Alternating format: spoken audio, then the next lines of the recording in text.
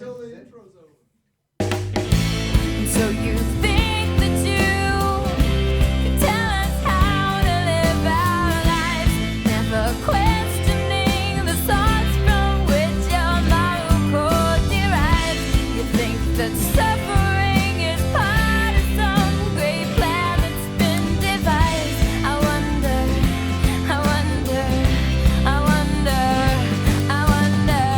what will it take for you to start opening your eyes? I wonder. Oh, there's people out there screaming and stuff. Oh my gosh, they're stamping their feet, which is creating a microphone rumble that's probably going to piss Vern off. How you doing? Welcome to the Atheist Experience. I'm Matt Dillahunty. Joining me this week, Jen Peeples. Yay. Hey, everybody. I don't know, the crew didn't play my pre-show warm-up music, so now I'm just kind of blah. How are you? I'm doing all right. All right. Yeah, I got some sleep this weekend, so it's all good. Well, at least one of us did. Yeah. No, it's all good. This is a live not public access anymore. No, we're not. Used to be public. Is public access even a thing anymore? I think you have to pay for it. Wow. Just like the bus. Yeah. Yeah, so this is an internet broadcast, which we stream live, and then we post the version up, the episode up afterwards. It's sponsored by the Atheist Community of Austin, a nonprofit educational organization promoting positive atheism and separation of religion and government. You can find out more about the ACA at www.atheist-community.org. And you can also, from there, hopefully, or from the Facebook page, where the other social media outlets, which I'm sure they'll be putting links up at some point, you can find any of the other, 93,000 programs the ACA is now producing, including Atheist Experience, Godless Bitches, Nonprofits, Talk Heathen, Mr. Atheist, Preaching Humanists, Parenting Beyond Belief, Secular Sexuality, Truth Wanted, which I think, nobody came and told me, but I think, isn't there another episode of Truth that Wanted? Yes. Oh, yeah. Immediately following this, Dan comes in to woo! Immediately following this episode, which means we're going to try to end right around 6 o'clock on the nose, we'll do a quick clear, and on this same stream will be another episode of Truth Wanted, and it's Anthony, right, today? Magna Bosco. All right. So, if you think we suck, just stay tuned until, 6 something or another, and then you can think somebody else sucks. That's right. That's perfect. Did you have any announcements or topics or thingies? The only announcement I have or topic is I found out this week my nephew has chickenpox. Yeah. I'm speechless. Yeah, I was too. I was like, who in the hell gets chickenpox anymore? Did they take him to a chickenpox getting party? No, they didn't. In fact, they're actually not anti-vaxxers at all. So the story behind this is that my nephew did get his first chickenpox vaccine, which happens at around 1 year or so. So he got that on schedule. And before he could get the second one, he was diagnosed with leukemia. So he had to do chemo for a number of years. And, of course, that's a live virus vaccine, and you don't get those while you're undergoing chemo generally. Yeah. So he didn't get his second vaccine. And, of course, chemo and leukemia and all that plays havoc with your immune system anyway. So he is now in, I guess, he's in remission, and he's on sort of like a maintenance thing. And apparently it was going around at school. Oh, hooray. Yeah, because there are some other Wait a minute. Are you saying that somebody who would have otherwise gotten the vaccine became immunocompromised and needed to rely on the herd immunity of people who actually vaccinated their kids, and some of those people decided to not fucking vaccinate their kids, and their kids spread around chickenpox, which actually threatened this kid's life even more than the leukemia? Yes. Imagine that. Yes. Not only that, but my brother, who is his guardian, he recently completed chemo himself, so he's also immune compromised and is now in the house with a kid with chickenpox. Yeah, go get your kids fucking vaccinated. Yeah. Try to save, your kid's life and the lives of other people who might depend on that as well. Yeah. So the good news is that one chickenpox vaccine that he did get when he was 1 year old, That apparently gave him at least partial immunity because he has a very mild case of it. I remember having it when I was a kid. Yeah, I do too. And, God, that was awful. Yeah. And I know my brother had it, so at least hopefully he won't, get a flare-up or worse yet, get shingles from it. Yeah, I remember sitting in the bathtub full of, I don't know, baking soda, Epsom salts, whatever they could throw in there, whatever home remedy, as I just kind of shivered and wanted to chew my own fingers off to keep from scratching. Yeah, I remember being coated in calamine lotion and everything, trying to keep from itching everything. Yeah, I did that. I was so poison ivy never really bothered me. Poison oak, though, if I got too near it, I would just flare up. And I remember having blisters this big, from and being rubbed down with calamine lotion. That, of course, is nothing you can vaccinate against. You just, when you're out camping, you just got to be cautious and not pick up poison oak leaves and try to wipe your butt or anything. Yeah, that was a big challenge in the Army when you were searching for things to use for camouflage. Mm-hmm. Don't choose the poison oak and poison ivy. I'll just put these leaves here. It'll be awesome. Although, when your face swells up, that'll serve as camouflage. It'll deform what people are naturally looking for. Yeah. Oh, I thought it was a face, but it doesn't look like any face I've recognized. All right. On that note, we've got... I would be so tempted if we had talked about this and potentially rehearsed it, because the first two callers are kind of talking about the same thing from a different perspective. But Jeff's been on hold longer, so we're going to go to Jeff in Philadelphia. Thanks for waiting. You're on with Matt and Jen. Greetings, Mr. Matthew and Ms. Jen. How are you guys doing? Good. Well, I don't have chickenpox, so I'm good. Good. So how shall we start the conversation? Well, if we're going with the notes, then your position is that everyone has faith. We just have faith in our own understanding. So I guess you can explain what you mean, and we can either agree or not. Well, I definitely believe that all of us exercise faith. Well, what do you mean exercise faith? Because the way this was phrased, it sounds like you just meant that faith was having some confidence. Well, that's not an exercise. That's just a fact. It is a fact, yeah, and I agree. Okay, so we all have confidence in things, and you want to call that faith? I believe that's the biblical definition of faith. Well, it depends on which part of the Bible you're referencing, because if you go to Hebrews 11:1, it says faith is the evidence of things unseen. That's not a confidence level. That is an epistemological foundation. It means that you believe. All that verse is saying is that faith is evidence. That's all it's saying. Well, if faith is evidence, then it can't be confidence. And if faith is confidence, then it can't be evidence. Those are two fundamentally different components. The evidence is what gives you confidence. The confidence is what you have based on good reasons or bad reasons.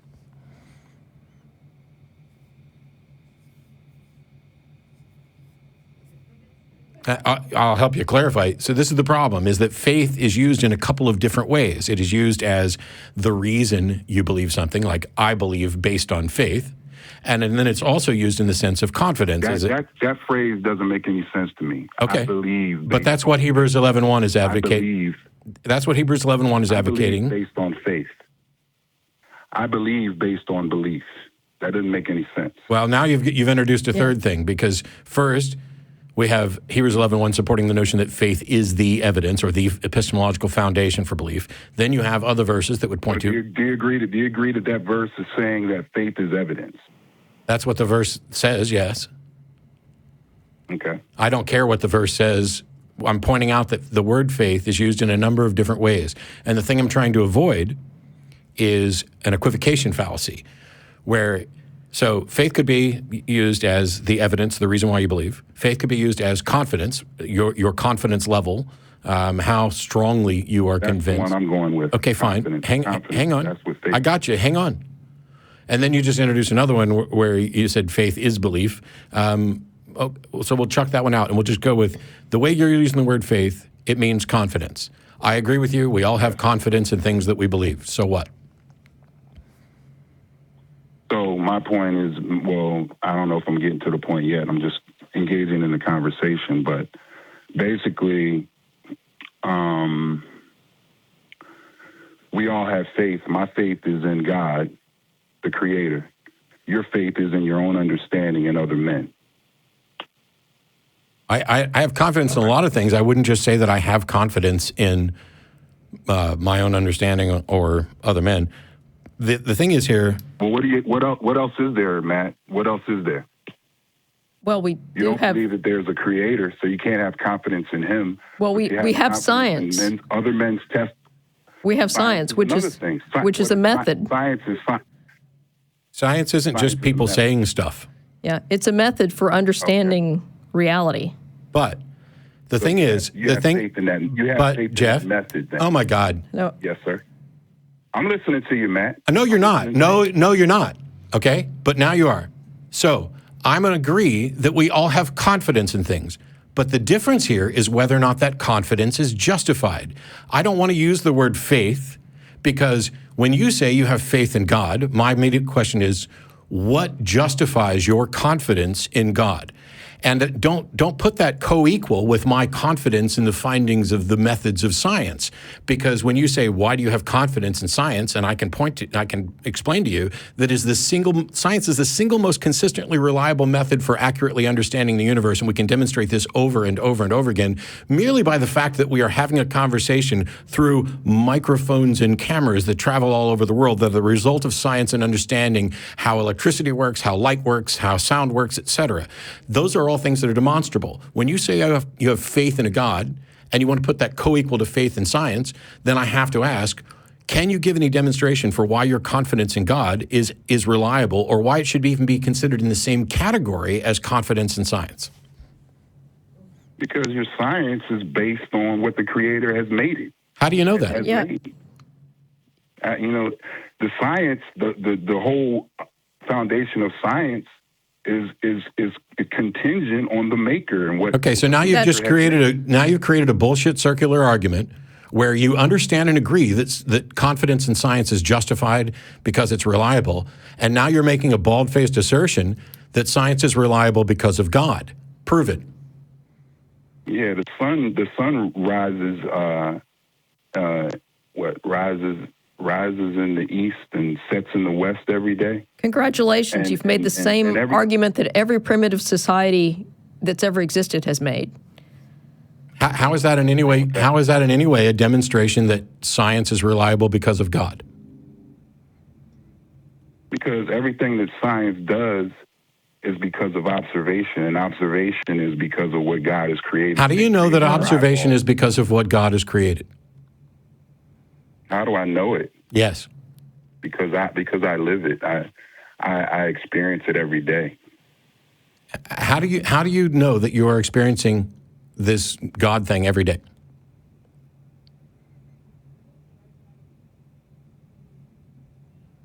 This God thing. Yes. I'm asking you to explain why you have confidence in God, why you have confidence that science is only reliable because it's based on God. And then you come back and you say, because I live it and I experience it every day. What the hell does that mean? And how does it demonstrate that you have a reasonable confidence in God? How does it demonstrate that I have a reasonable confidence in God? Yes. I'm not even understanding your question. I know. How would you go about, okay, so here's a claim. Just pick any claim. The moon is made of green cheese. How would you go about investigating to figure out whether or not that's true? Oh, I might look at the moon, first of all. Okay, great. We'll pause right there. We'll pause right there. We'll pause right there. Answer the question. No, we're going to pause right there because if I let you keep talking, it could get distracted. How would you demonstrate that a God exists? Would you look at God? Demonstrate. You were really quick you were really quick to come up with a good starting place. You're not even letting me consider the question before you just say. I tell you what, how about I hang up and you think about the question for a week and call back? Because right now I'm trying to explain that when it came to something that we can investigate scientifically, are you going to let me finish or am I going to hang up on your ass? I'm trying to explain something. Do you want to learn or not?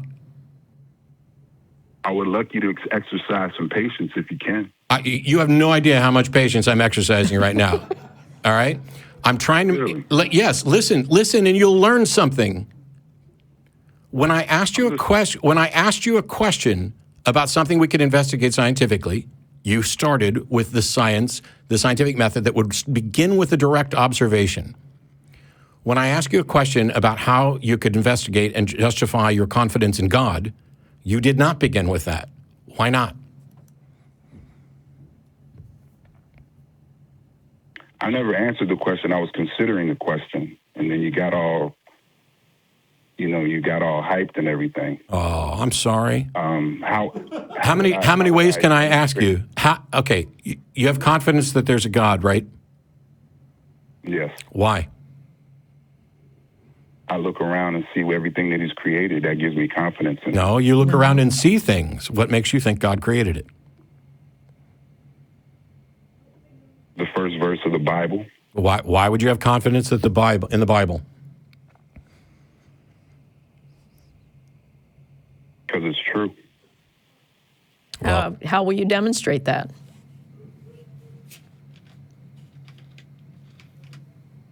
I can observe what has been created and come to the conclusion that in the beginning God created. And again, that's a circular argument. You're going back to the Bible. The Bible is true because I can observe things that you claim are created, and you know they're created because the Bible.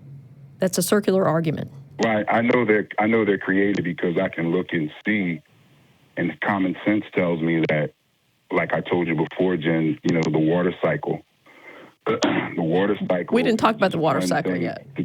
Maybe on another show. We talked about it on a previous call. Oh. Okay. Anyway, the point is this: that when I observe the things that I observe, to me, they demonstrate design and a creator. Okay, what criteria are you using to demonstrate that what you observe necessarily points to a designer? It's just obvious when you look at okay, your I'm sorry, it's Jeff. not obvious. I'm sorry, Jeff, but saying it's obvious is not an actual argument supported by any evidence. If anything, it is the definition of faith in the sense that faith is the excuse people give when they don't have a good reason. You don't have a good reason. Does the body not demonstrate design? No. Your body itself. The body does not demonstrate. The body does not demonstrate intentional design by an agent. It gives the hallmarks of apparent design through the process of natural selection, in the sense that those things that best fit. Apparent. Yes. It's just a lie. It's just a lie. It's an illusion. Okay. How do you show it's a lie? Because we have evidence for one thing, and you're saying that it's a lie because it's just obvious to you it's a lie. I didn't say it was a lie. You said it was a lie. That it's apparent design. No, you said that's a lie. Definitely. You said that's a lie. No, you said it. You said it was. Oh my God! Rewind it. Yeah, we have this on tape. So. All right, maybe we'll just maybe shut the fuck up. Maybe we'll just call it a miscommunication. That when you said it's a lie, that what you meant was the word apparent implies that it's a lie. Exactly. Okay. Apparent is a statement that means, yes, I understand this can give the people impression of design, and yet there is no evidence for intelligent, intended design. Well, you look at something and say it's apparent design. I look at it and say it is definitely design. Yeah, okay. So when I show you an optical illusion where two colors are apparently the same, and yet we prove that they're not the same, what does that tell you? Mm-hmm. You've proven that it's an illusion. Well, yes. Can you prove that what I call design is an illusion? Yes. Yes. That's a functional purpose of evolution. That what happens, well, I don't have time to teach you everything, but what happens is allele changes over time is what evolution is. Basically, small changes in genetics. Some of them produce traits that are beneficial to the organism based on the environment at the time. Some of them are negative, some of them are neutral. And what happens is the ones that are too negative to allow you to survive kill that branch of the evolutionary tree off. And what ends up happening is you get something that to an observer like us may appear to be design, and yet there is no evidence for actual intended design. all of the evidence points to this is what happens over time through a process called natural selection, which is why the explanation for the diversity of life is called the theory of evolution by means of natural selection. Now, if you want to say that there is design, you have to demonstrate that there is in fact design. You have to provide evidence of a designer doing stuff to reach a goal. Can you do that? I think you have an underappreciation. Can you do that? Of the things that you, huh? Can you do that? I'm sorry. In order to, can I do what? Well, this is what I meant when I said you weren't fucking listening. Forgive me. I don't have to, but I will. So, in order to make a case that something is the result of intentional design, you would need to demonstrate a designer that has intent towards a goal and provide evidence for that. Can you do that? Yeah, I think like the lungs themselves provide evidence of an intent. In other words, it's a design to allow you to breathe. So I think observing the lungs and how they function in the respiratory system itself demonstrates a designer and an intention. He wants you to breathe in this environment. Yeah, this is what I mean by apparent design. Every time we get you to try to demonstrate that what you have confidence in is reasonable, all you do is come back with a circular argument based on a misunderstanding that is all about, I just think it's obvious. Well, I don't care what you think is obvious. I care what you can demonstrate. And there's a reason why your Captain Obvious view of life is not science. It's not accepted in the sciences. It would never be. You have no methodology. You are just walking around looking at the world and going, gosh, it just seems to me so obvious that our lungs were designed for breathing. Don't scientists look at the world? Yes. Yes. Now the follow-up question is, when scientists, the follow-up question, Jeff, is when scientists look at the world, do they go, God, that just seems so obvious, let's write that up as our model? Well, no, what I'm saying, there are scientists. Do scientists do that? Is that the way science is done, Jeff? I don't believe that they do that. No. Good. So why would you bring up what scientists do when your method is nothing remotely like science? Yes, we both observe things. The difference is that claim that you're making. The difference is that when scientists observe things, they try to find an actual explanation for that observation, and they have methods that allow them to do this in such a way that they're not just asserting their impression. And some of them come to the conclusion that there's a designer that made it. Yeah, you know what? How many of those scientists who have concluded there's a designer have concluded it on the basis of science? None. Zero.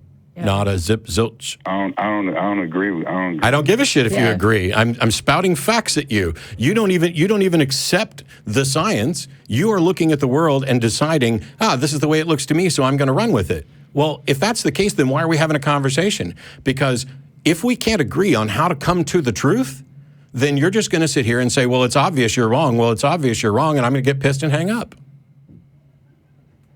No, I'm just saying that my observation is no different from a scientist's observation. Really? And you're trying to put me in the category of, I'm just... did I say that your observations were... See, this is the thing. You are definitely not listening. Because we start with an observation, and then we have a process by which we reach an explanation for that.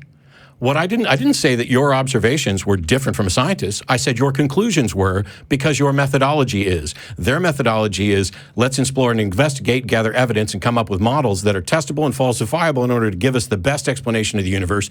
And your methodology is, God, that seems obvious. So those scientists that come to the conclusion after their scientific investigation that there is a designer and a creator, and this is verifying it, you don't agree with them, and they're not reaching that conclusion based on science. The scientists who've done that, they've started with the assumption that their theistic beliefs are correct. And they're abusing what they call science. They're not really doing science, okay? They're just finding justifications. You're making a very deep judgment on. Oh, no. Oh, no. Here's a great example. Here's a perfect example. You know who Francis Collins is? I've heard the name, yes. He's a former head of the Human Genome Project. He's an amazing scientist who helped map the human genome. Yeah. By the way, he also accepts evolution, the science of evolution, as the best explanation, and thinks that the genetic evidence alone, even if we didn't have fossils and other stuff, would be enough to prove common ancestry. On all those things, he's engaged in science. He's also an evangelist, an evangelical Christian. Do you know why? No. It wasn't because he looked at the genome and decided, gosh, there really must be a God here. Instead, he was out for a bike ride one day and came across a waterfall that was frozen into 3 columns, and this reminded him of the Trinity, and he hit his knees and accepted Christ as his Savior. That's not science. Francis Collins' belief in the Trinity and Jesus has nothing to do with science. If he had said, you know what, I looked at the human genome and said, gosh, there's just a lot of information there, I can't think, it must be God, he would still not be doing science. He would be doing what you're doing, which is looking at it and saying, gosh, this is just the obvious explanation. So the people reach God based on something other than sound scientific methodology. So if you use quote-unquote sound scientific methodology, the only conclusion you could come to is that there is no God. No. What you're saying? No, it doesn't examine that question at all. The conclusion of sound scientific methods with regard to the issue of God is this is something we cannot investigate, demonstrate, or disprove. It's an unfalsifiable proposition that is outside the realms of scientific inquiry and investigation. That is what sound scientific methods would conclude with regard to God. And sound scientific methods come to the conclusion that there is a designer or no? We just answered that question. It may, in fact, be the case that if there was an intelligent designer, and we're not talking about necessarily something supernatural, but let's say aliens manipulated the genetic code, scientific investigation could hypothetically demonstrate that this were true if, in fact, there were markers left that would demonstrate this case. That's not what's happened, but it's not outside the realm of possibility that science could find a designer.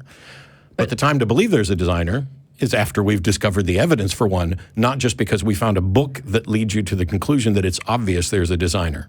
Right. And again, you would have to come up with some kind of hypothesis that was falsifiable and testable that you could use as a basis for investigating that claim. So at the end of the day, you have confidence that there's a God because you believe the Bible. Yes, sir. And when asked about of life, because I believe life. I don't even know and what that love, means. which I told you before. I told you, you don't know what life means? Oh, I know what life means. Yeah, but I don't know what it means when you say you believe life. I don't know what it means when you say you believe life, but I certainly believe that there are living things and that does not point us to a God. Well, God is life. Okay. Well, congratulations. Now you've departed from the Bible. Yeah. No, that's exactly what Jesus said. That he's...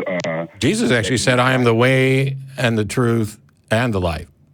And the life, yeah. No, and the light. L-I-G-H-T. Go learn your Bible some more. We'll talk to some other people. Thanks for calling.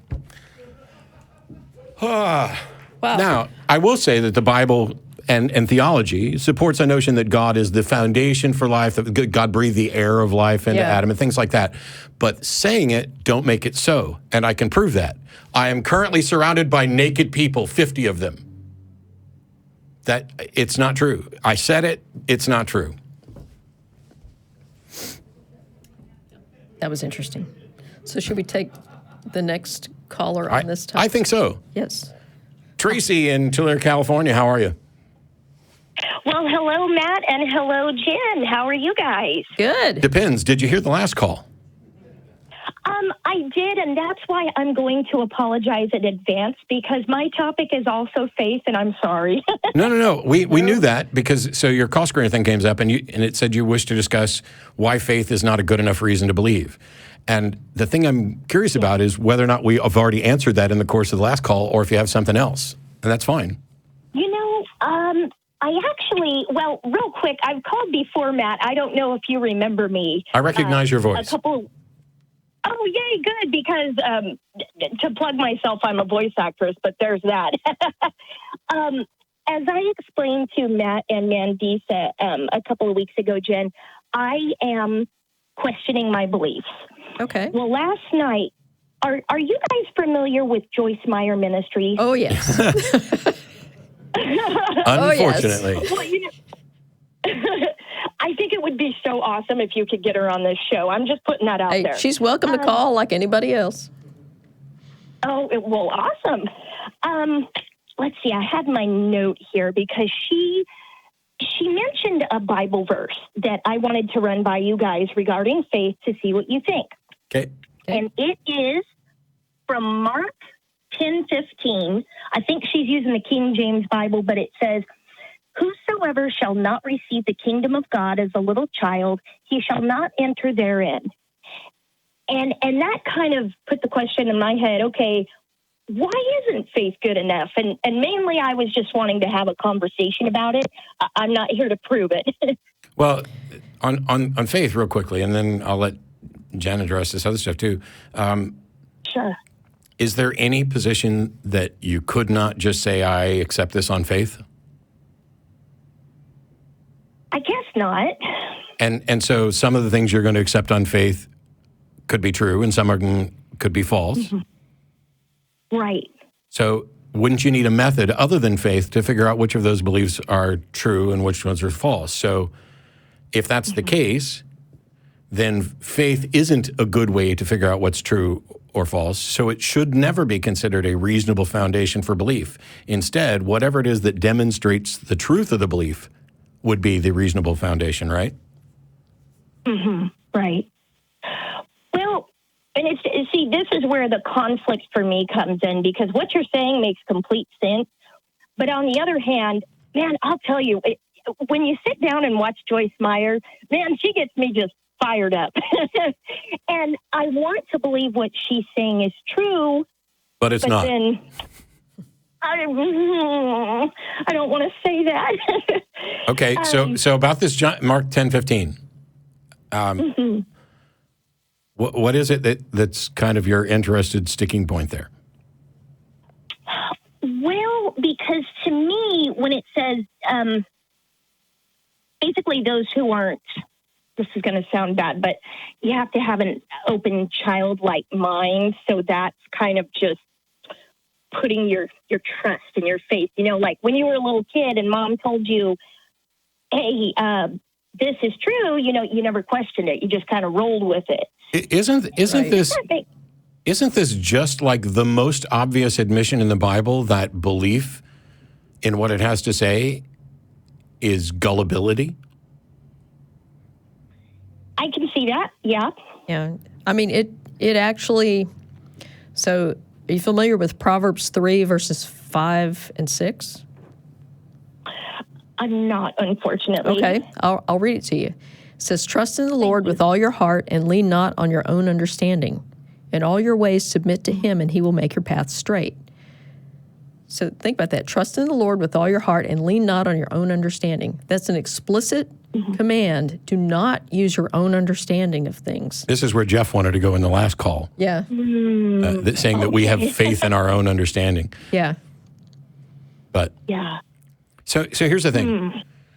If you were in school and you were teaching, would you ever tell your students to believe something just because you said so? No. Okay. Would scientists ever come out and say, this is the truth, just believe us? I think that's a good answer. I think so. Yeah. So what types of things, if something is true and there's a reasonable foundation for believing it, why would you ever encourage someone to have a childlike belief or to believe not on their own understanding? Well, and see, I don't claim to have the answer because I certainly don't, but I'm wondering if that's in there because people like you and Jen who, you know, are highly intelligent, not that other people aren't, I'm sorry. you do question and you do use reason. And I wonder if it's in there to say, don't do that. Just Yeah. It's that's exactly in there to say. That's it. Yeah. oh, Because I sound like a dork. Sorry. But what does that tell you? If reasonable people, and this doesn't require some massive IQ or doctorate or anything like that, but if otherwise reasonable people examine something and find that the evidence is not compelling, and the response to that is you should believe it anyway, as if you were a little child and not rely on your own understanding. What does that tell? I mean, how is this not the same as the Nigerian scams? And, hey, I've just got a bunch of money here, and if you just send me some money, I'll do it. And it's like, well, I get that kind of, I don't think that sounds reasonable. And they're like, trust me. In a confidence scam, the entire purpose is to scam you out of your money. And the process by which they do that, the reason it's called a con game, or it's confidence. They need to build up your confidence so that you trust them instead of trusting in the evidence. It is a little miniature cult of personality. Let me make you like me. Let me make you feel guilty for even thinking that I might be lying. How dare you suggest that I might be lying? And if you don't want to part in my money-making thing, that's your prerogative. I came to you out of the goodness of my heart to try to make it so that you could actually make some money on this, because I want the little people like you to benefit instead of big pharma and big government and big everything else. But if you want to accuse me of lying, that's fine. There are plenty of other people that I can take this to. I just wanted to give you this opportunity, and let's just leave it at that and stay friends. Now, what did that do? How much more likely are you going to be at investing once somebody does that? It's about building confidence. This verse is about people bringing little kids to Jesus, and they're trying to shoo the little kids away. And Jesus is like, no. If you don't accept this, if you don't come to me with the mind of a child, if you don't accept this in the same way that a child would accept whatever its parent is putting forth, you don't have any hope. Lean not on your own understanding. That's right. And it's even more insidious than that, because if you think about why children are so trusting of adults, it's a survival thing. Kids who don't do what their parents or adults around them tell them to do, especially throughout human history, those kids didn't survive. So it's a really powerful message, to tell a child, look, if you don't do this, if you don't believe this way, you're going to hell, and if you even question it, you're going to hell. And then what they're saying is that if you're an adult, you should come to this with the same mindset, the same trusting mindset, knowing that this is part of human history. We're already primed to do this. We're primed to trust authority. And it took us a long time to start questioning authority. That's one of the best human achievements, by the way. But here's the thing that's going to make this way easier, Traci, I promise. So somebody wants you to believe this, and they basically come to you and say, hey, look, I know that if you look at this skeptically, if you exercise some critical thinking, you're probably not going to find enough evidence that would compel your belief. But what you really need to do is trust and have faith. You need to have a mind like a child. You need to not lean on your own understanding, because you're a flawed creature. You are a flawed creation. And this is more important than that. If you don't accept Jesus into your heart, if you don't believe this, if you don't just accept as if you were a little child, you will be destroying your life. God only wants what's best for you. It is, in fact, a confidence game, by the way. But think about what kind of God would punish you for not being as gullible as the child who accepts Santa Claus and unicorns and whatever else parents might throw their way. What kind of God would punish you for that? It would punish you for exercising your brain, would punish you for relying on good methods for determining truth, would punish you for not reaching the right conclusion when he acknowledges that the rational evaluation of the evidence is not going to lead you to belief, but instead you must just believe as if you were a child. If there's a God that is willing to punish, that is willing to reward gullibility and punish an evidence-based mind when he supposedly created the universe, stuck you in here, gave you a mind, and set up the rules of the universe such that evidence-based decisions are the most consistently reliable way of understanding reality, then he's not only not working in your interest, he has specifically sabotaged you. He has given you the brain and the methods by which to best understand reality. And then on the most important question that there could possibly be, he has specifically not given enough evidence and encouraged people to just say, hey, you just got to believe. You just got to be like a little child and believe. That God is not only an idiot, he is immoral. Because you would never do that. You would never do that to your kids. I would never do that to my kids. I would never say, hey, here's a list of things to do because I told you so. And if you don't do them, I'm going to torture you forever. And then actively work to make it look like the note that I left on the refrigerator was not from me. That's a dick. Oh, yeah. I hear you. Well, what do you guys say about people like, for instance, okay, going back to Joyce Meyer, who, for all appearances, seems to be a really good, sweet lady. Why would she do that if she knows it's a lie? Why do people do that? She makes a ton of money doing that. And we're not saying she knows it's a lie. Okay, the options here, maybe she's just as gullible as a child. The options here are not somebody saying something knows that it's a lie. There's another option that they are sincerely wrong, that they have been misled in the way that I was misled, in the way that you were misled, in the way that the Bible encourages us to mislead people. Now, it could be that Joyce and others are knowingly spreading things that they don't believe to be true for profit, which she's made a fuck ton of money. Yeah. But it also could be the case. I hope that's not it. It also could be the case that she's sincerely misguided. Right.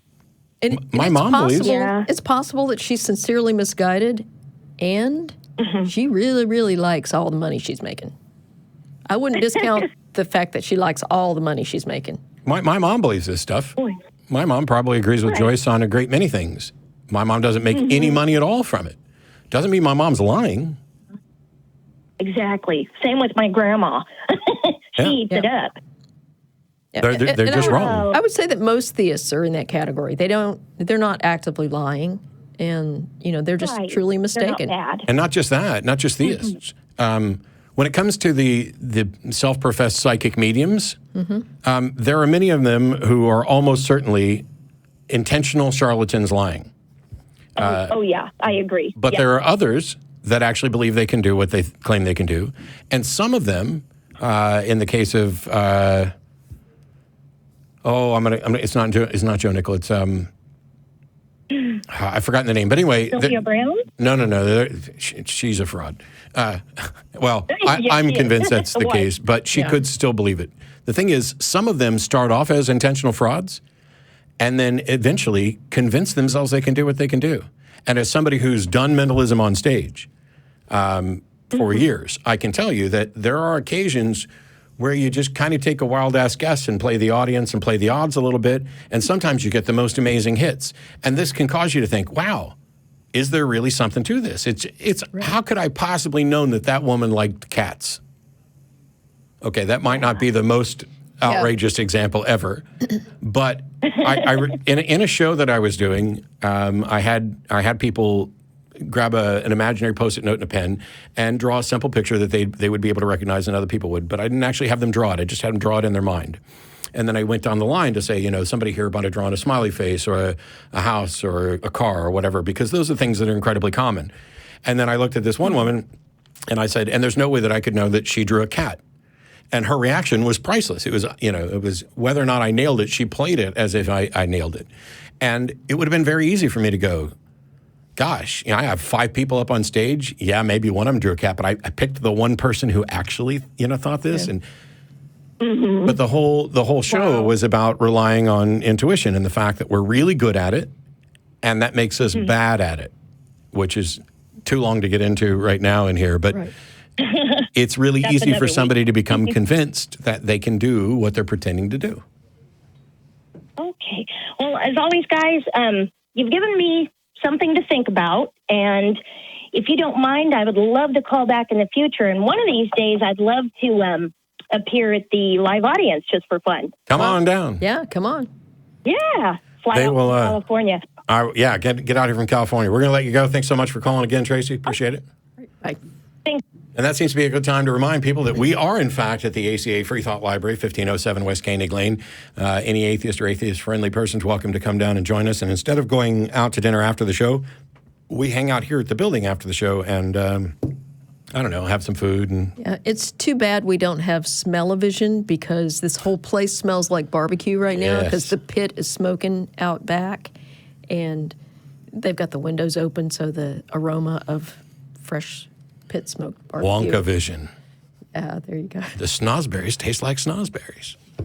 Let's, we'll go with Tony real quick in New York, New York. Town's so nice they named it twice. Hello. I'm actually in New York. Hello? Not right now, but hello, can you hear us? Yeah, can you hear me? Yeah. Yes. I was just telling you that I'm actually going to be in New York November 29th to debate Dinesh D'Souza, and then December 6th to sit down with Steven Pinker and have a conversation in front of some people. And actually a little bit before that at another conference that I should have info, but I don't. But how are you? Okay, all right, it's a little strange. You can hear me, right? Yeah. Yes. Oh, okay. No, I'm a atheist, I guess they told you. Okay. Okay, well, there's a little space between when I say something and when you guys respond, so I don't know. Are you on your Anyway, phone yeah. or on your computer or what? It just seems like I say something and I think you're not going to respond, or you haven't heard. Are you on your Maybe. phone or on your Oh, computer? yeah, on my phone. Okay. On my phone. Yeah, I don't know what to tell you. Okay, that's it. I just try to hit on a couple of things here. I hope I don't get messed up. I tried to write them down. One thing I think is that I've seen presented about atheism is I think it needs a broader definition than rejecting the theist claim. Why? Because I think there are people who have never heard the claim. Well, then that's an opportunity to have a conversation with them. But Yeah, I know, but I If think you- they're atheists. I think they're atheists because they have never even thought in terms of God. okay, but so you're not changing the definition now. You're talking about why someone is an atheist, which is a completely different issue from what Yeah. the definition is. No, I was saying that the broadest definition for atheism, in my opinion, Okay. and I just noticed this on. No, I Tony, know- you're not broadening the definition by talking about why people, we don't need to broaden the definition of apple just because there are a number of different types of apples or a number of different ways that apples came about via evolution. So atheism is what it is. And people come to atheism, people come to be atheists for different reasons. Some of them are good reasons, some of them are bad reasons. One of the reasons might be that they haven't been presented with the concept, like the Piraha. Yeah, and I say if they haven't been presented with the concept and they haven't had a chance to reject it. Okay, rejection does. So the simplest definition isn't even an act of rejection. It's just I do not accept, or I am not convinced that there's a God. Boom, done. I know, and I just think it goes one step before that. I think there are people who have never never even held the concept. And do they? Right. They don't accept. They are not convinced that there's a God. Doesn't matter if they've heard it or not. They're not convinced there's a God. So, Tony, are you familiar with the concept of implicit and explicit atheism? Not that concept, no. Okay, so implicit atheism is like a newborn child. They are not capable of understanding the concept of a God, therefore they can't consider it. Well, They they are- haven't been introduced to it. I wouldn't say they're. I mean, no. Yes. All right, go ahead. For whatever reason, they cannot consider the concept of a God, therefore they are implicit atheists. Right. They don't have a God belief. Right. And then there's also explicit atheism, where people have been introduced to the concept of a God, they've had an opportunity to examine it, and they reject it. So what you're talking about here is not something people haven't considered. It's just that implicit atheism isn't a very useful concept. Not only that, here's another way to look at it. We don't need to change the definition of wet just because I might have been rained on, or I might have been in a hot tub, or I might have had a sprinkler turned on me. The definition of wet remains the same. I'm covered in water. How I got covered in water is a separate issue. Similarly, the definition of atheism, I'm not convinced there's a God, is independent from why I'm not convinced. I might be not convinced because I haven't been presented with the concept. I might be not convinced because I have and somebody did a poor job of it, or there wasn't enough evidence, or anything. So we don't need to change the definition of atheism. You're talking about two different things. I'm not trying to change it. I'm not trying to change it. I'm trying to make it. I think it's a broader view. Like you're talking about like changing it. The broader. That's changing. Okay, well, I don't think so. But I will say that they say the exact. I didn't get this from Wikipedia, but they do say the same thing in Wikipedia. So I don't think I'm the only person saying that. They say that the broadest definition is of people that have no concept of atheism within them. And they use a version of a child, but they also use a version. There are people. I've read this before. I wish I could cite the sources, but there are anthropologists who have visited other. Yes, the Paraha. I mentioned them earlier. The Paraha. None of that has any. I think we're arguing about something that is, my apologies, stupid and irrelevant, because the definition of atheism is independent from how one gets to be an atheist. It's perfectly fine to acknowledge that there are many different paths by which somebody might be in a position of not being convinced. That's not a problem. Okay, well, I'm just. That's all I'm doing. I just think it's a broader definition. But okay. My second thing is, I don't think a lot of things that atheists say. You don't think a lot of wait, what? You don't think a lot of things? One thing that a lot of atheists say, I don't agree with, is they basically say all religions are stupid, and all religion. I know you don't agree that when they say that all religions, they equate theism with a religion. And it's my opinion that some religions, I'm sure I've heard you guys say this, that some religions don't have a God. Yes. Yes. Well, I just don't, I think the atheists don't bring that out enough. I think a lot of people are misunderstood about that concept, or they... Well, why is it our responsibility to bring out the fact that there are some some religions don't have a God. But when you say that all religions are theists, then that's the wrong thing. We don't say that. Did we say that? No, I didn't say you did. Okay, then why are you calling us about it? I just said something. This is something that I see atheists. I see atheists do stupid things every single day and spend a great deal of time. I probably spend more time arguing with other atheists about doing things that I think are just mind-numbingly banal and poorly thought out. Okay, well, I'm just... I haven't heard you do that on this show. I'm not even trying to say. How long have you been watching this show? Yeah. Okay. So I don't watch it all the time. Okay. So there's a specific point here. No, I've seen you guys talk about dumb reasons for atheism. I just haven't seen that brought up. Here, let me make this really easy. An atheist is someone who's not convinced that a God exists. We're both atheists. Now, whether or not we're convinced that gods don't exist is a separate issue. Religion isn't particularly easy to find, but in a normative sense, religion is a portion of the... A what? A portion of the schools of thought that relate to the fundamental workings of the universe when they're codified. This is why I say that religions aren't particularly well defined. There are theistic religions, there are non-theistic religions, but if the individual beliefs of religions, which is what we tend to address, are not rationally supported, then I don't care if they're theistic or not. I'm not convinced there's a God, but I'm also not convinced there's a supernatural, and I'm also not convinced that there's the various woo-woo claims out there that undergird non-theistic religions like Buddhism. The notion that there's a karmic process or reincarnation, that's all garbage too. Okay, Okay, well, I was going to bring up Buddhism. I know. I'm not a Buddhist. I know, because I'm not a trying to Buddhist. help you get to what you called in about.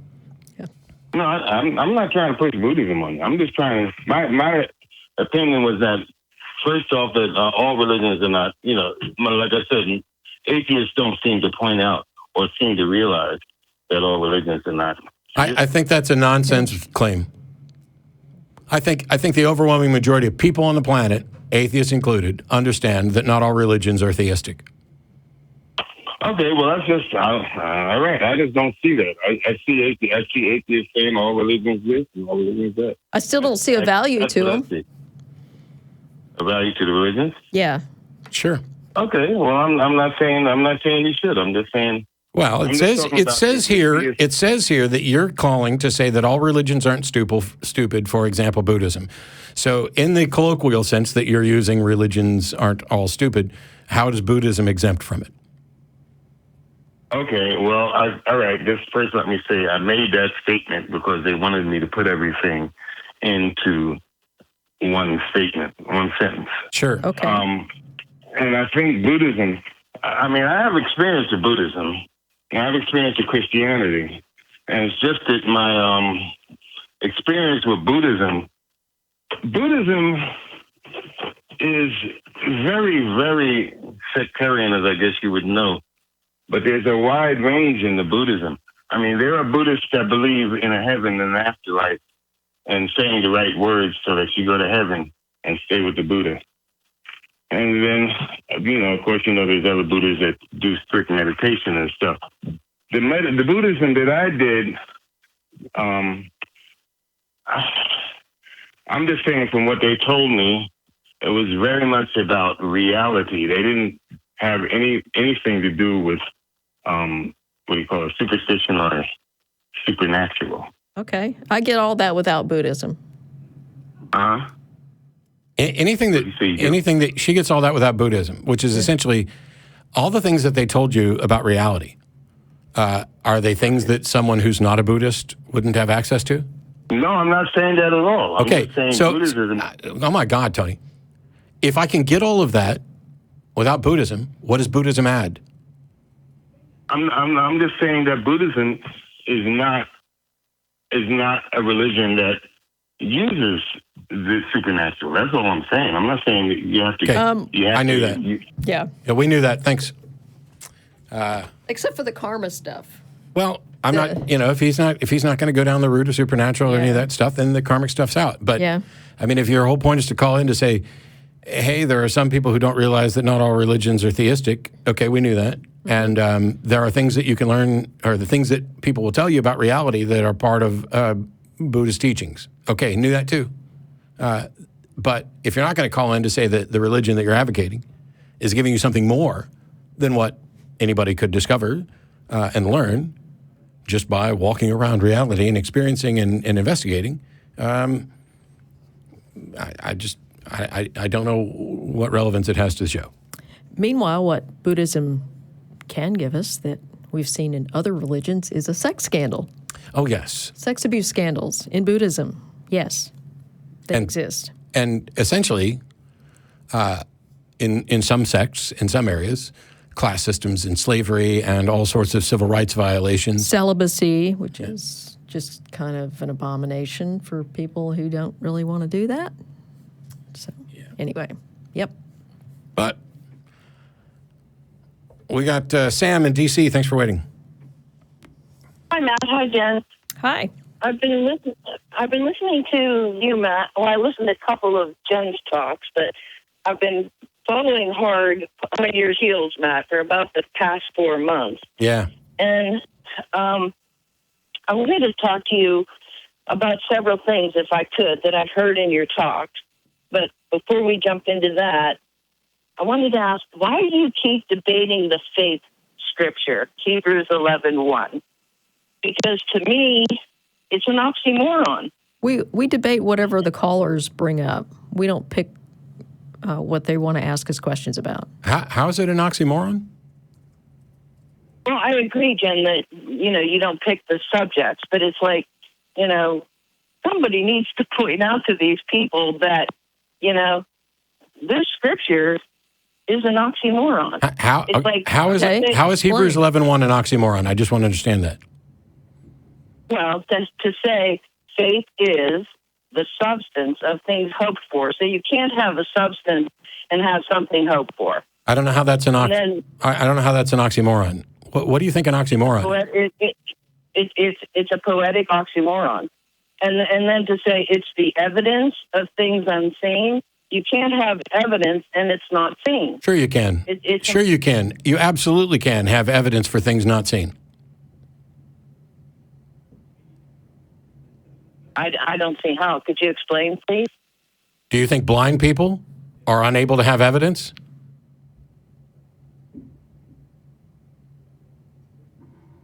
It depends on what you're referring to. You know, I'm just saying that they're not able to see we're things, talking- but and we're- yet they have we're access, talking about- and yet they have access to evidence. And by the way, we have evidence for things that we cannot see. We have evidence of things that we cannot see. We have observations of the effects of things that allow us to infer a cause that is unseen. But in any case, not only do I not see Hebrews 11:1 as an oxymoron, but even if it was, what difference does that make? Where you live in a world where tons of evangelical Christians will repeatedly and constantly cite Hebrews 11:1 as their... I know they do. Okay, then that's why we talk about it, because they do. Yeah. Well, you might as well have But what called, I'm you might as saying well have, you might as well have called to ask why we talk about God. No, it's different. No, it's not. It- It's not different. There's something that a whole bunch of people believe that we don't accept, and we're going to talk about it. Sure. But what I'm saying is you don't accept it because you don't agree with it. And if they were to actually sit down and think about it, they wouldn't agree with it either. Oh, well, Well, congratulations. I just got into a conversation with a woman this morning about that and a couple of other things Well- that Paul says. Congratulations. You just said that you just basically said that we should be sitting here saying, hey, if you weren't so damn stupid, you would have figured this out. I mean, that is... No. Yes. That, No, I'm not, Matt. yes, it is. I'm not.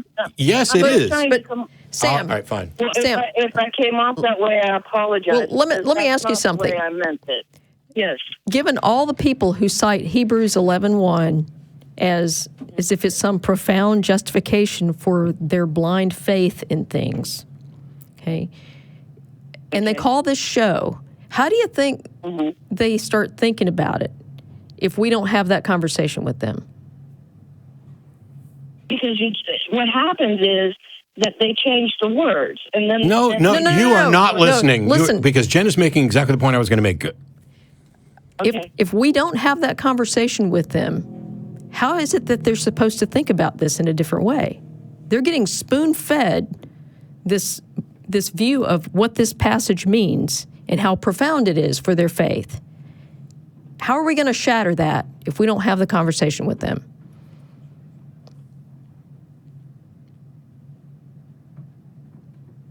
I think we're just missing each other. So I'll accept what you had, what you're saying on it. Oh, my God.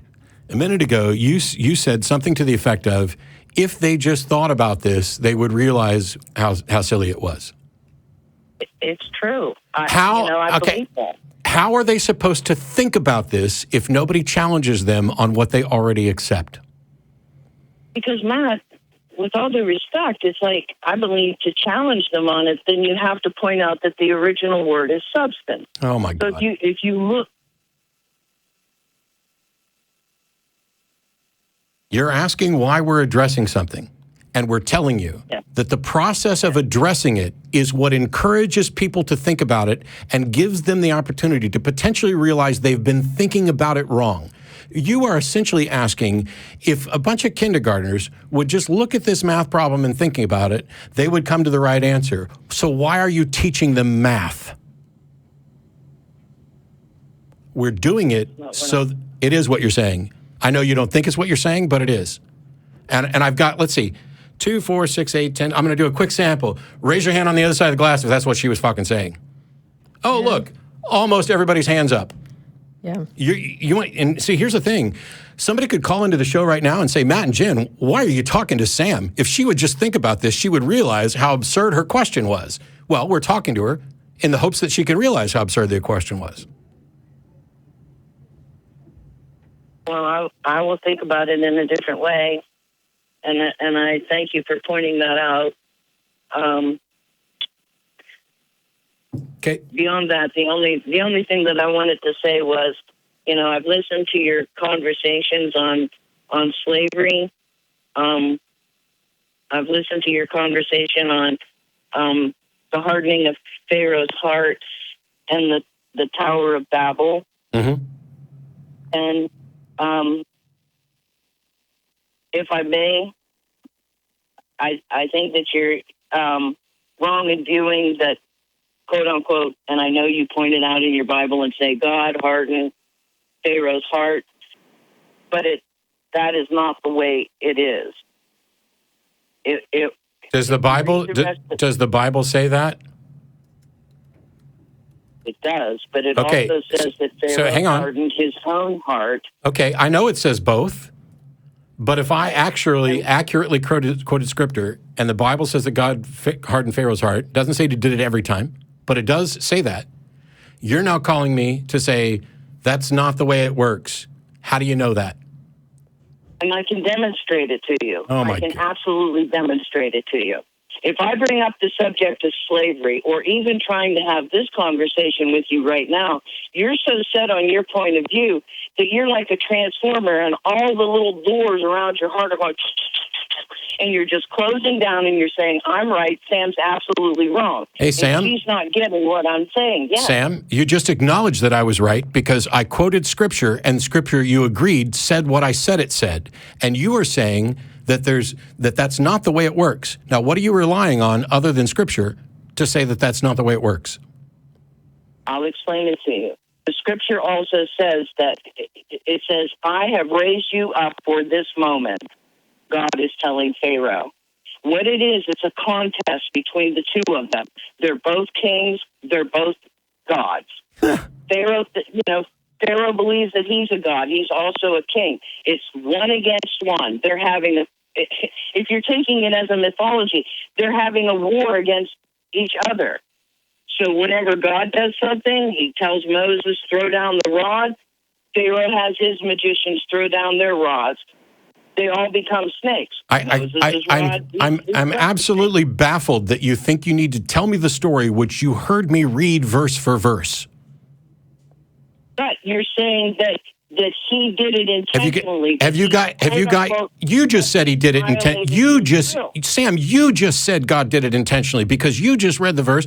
God raised you up for this purpose. Basically, he's setting Pharaoh up to show how badass he is.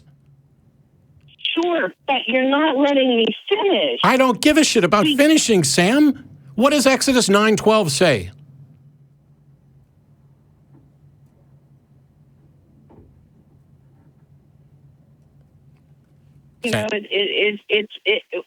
What does Exodus 9:12 say? I don't have it memorized, Matt. But the Lord hardened Pharaoh's heart, and he would not listen to Moses and Aaron. That's what Exodus 9:12 says, correct? Right, but it's not a direct act. It's something that happens as a result of. It happens as a result of God raising Pharaoh up so that he could knock him down, right? Your little puppet master God? He's not my little puppet master God. You're the one that raised that verse. Does anything happen that doesn't go according to God's plan? I'm sorry? Does anything happen that does not go according to God's plan? Sure. Really? That's yeah. Such as David failing and being the king. David failing and being the constant person after God's own heart. David absolutely failed in that. Did he not? Did God not raise up David to give him a perpetual throne? I just find it funny that we're asking you if there's anything that can happen that does not go according to God's plan, and your answer is to talk about God raising David up. Right, and he failed. No. Oh my God. That God's plan was it? So, do you know what Romans 8:28 says? I don't have it memorized. Do you know what Romans 3:7 says? No. Let's talk about this one. Well, hang on. I'm still on this one because Romans 8:28 and many other verses essentially establish that all things happen according to God's purpose and God's will. That God knows the number of hairs on people's heads, and that God has planned out everything, and nothing can happen that does not go according to God's plan. Are you denying that that's what the Bible says? That's what the New Testament says, Matt, but I'm not a Christian. Okay. So I really don't care what it says. I mean, I applaud you for that. Now, please demonstrate why I should care what any testament says. Well, you should care what this one says. Then how about Romans 3:7? Well, that's New Testament. Why are you quoting me New Testament? Because you just did, so I'm going to give you a better one. Okay. That you can give to the Christians. Ask them this for me. Then it says Paul is asking. For if the truth of God hath more abounded through my lie unto his glory, why yet am I also judged as a sinner? And if you go through the New Testament, you're going to find 4 different times Paul admits that what he's doing is teaching a lie. Okay. So when you're bringing up New Testament and asking me, things go according to God's plan, do I put it in the area of lie or do I put it in the area of truth? Well, if you want me to, I can go find verses in the Old Testament that would suggest that things happen according to God's plan too. But you've already done that for us by having God raise up Pharaoh and God raise up David. And yet you still haven't answered the question of why I should give a damn what any testament says. I mean, you toss out the New Testament. I'm tossing out both of them and the Apocrypha and everything else that's supposedly prophetic scriptural. So why should I care about the Old Testament? But you don't have to, Matt. I'm not calling because I want to convince you of anything. Okay, bye then. I'm just baffled as to where she was going with that. I didn't call to convince you of anything. I just wanted to hear myself talk. Well, guess what? We like to hear ourselves talk more than we like to hear you talk. And you can actually pull that out as a little thing because when you talked about, it's so obvious, the doors of Matt's heart are closing off as I challenge him on his thing. Hey, did you point out any verse that I actually got wrong? Because I went to Exodus and I acknowledged at the beginning that sometimes it says Pharaoh hardened his heart, sometimes it says the Lord did. And then you replied with, the Lord raised Pharaoh up. Yes, the story is God intentionally raised Pharaoh up as a thug, as a monster, as a foil, so that God could show off how powerful he was. Because the Pharaoh had enslaved God's chosen people, which, by the way, never happened. Yeah. This is such an obviously fictional story. The archaeological evidence doesn't support it, and it's patently absurd. The ancient Israelites, Hebrews, are portrayed in a way that is absolutely ridiculous.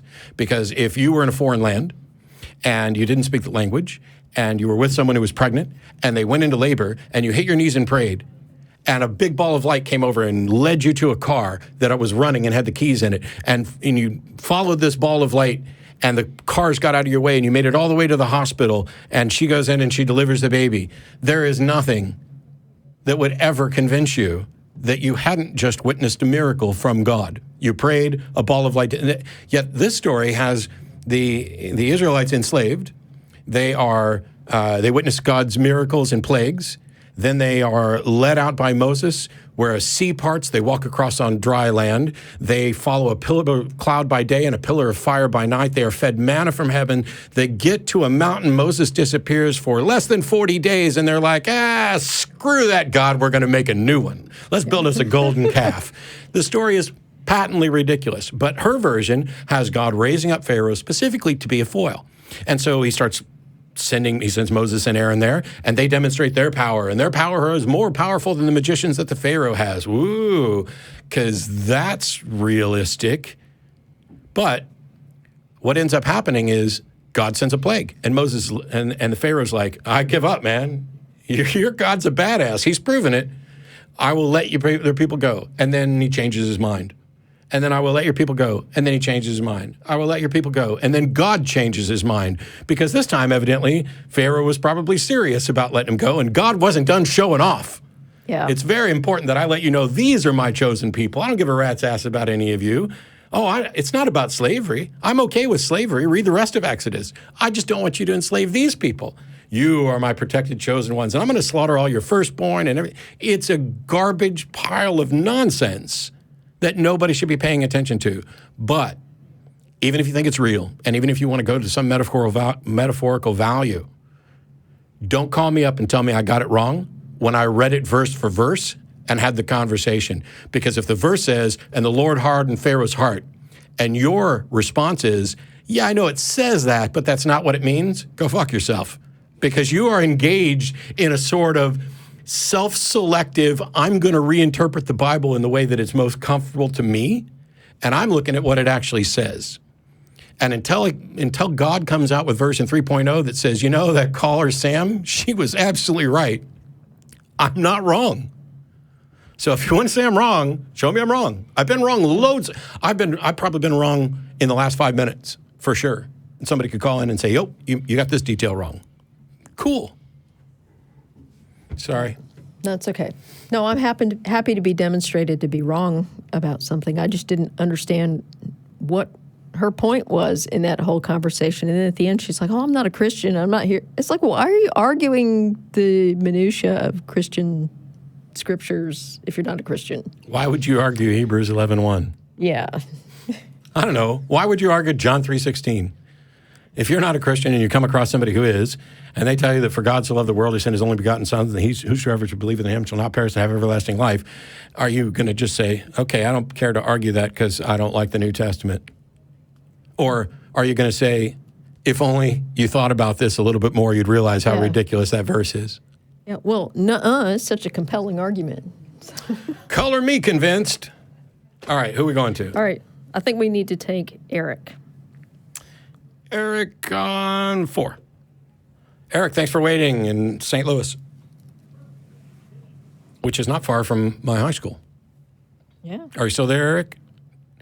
Yes. Hi. Hi. You're on with Jen and Matt? Hi. I've been a former Christian for a few years, and right now I'm just kind of struggling with one or two remaining beliefs, like struggling with Okay. the idea of whether I should continue. What do you mean when you say whether you should continue? Believing. Okay. Like whether these are things that, But you said it says you're an atheist? Yes. Okay. How can you continue to believe if you're an atheist?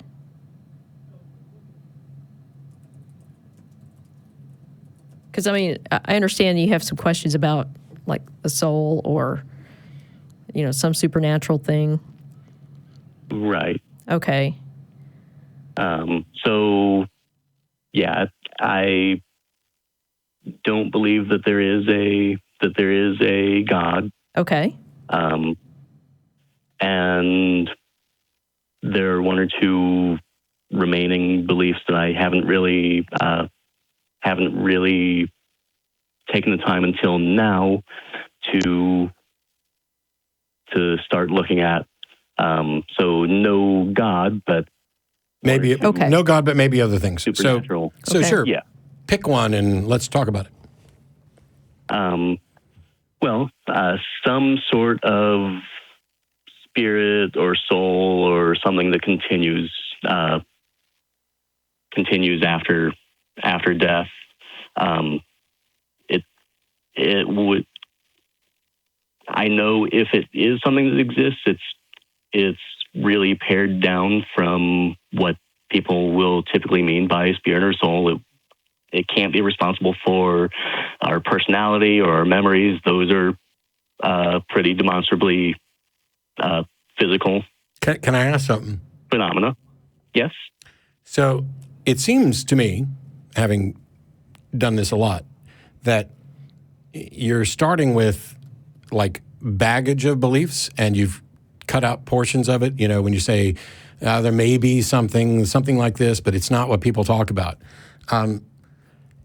Wouldn't the right position to start with be, okay, let me define this, and is there some reason to believe that it's likely to be true? Because if you just start with, I believe a soul, but it's not this, and it's not this, and it's not this, and it's not this, it seems like you're just hanging on to something. And if it turns out that you eliminate all the things it can't be, what has that told you about what it can be, and how would you determine whether or not that is? Okay, I can appreciate that question, and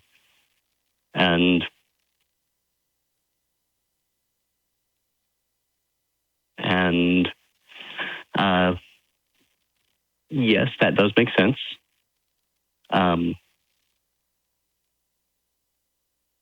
So I have a question for you, and that is, why is it that you are still hanging on to these kind of supernatural beliefs?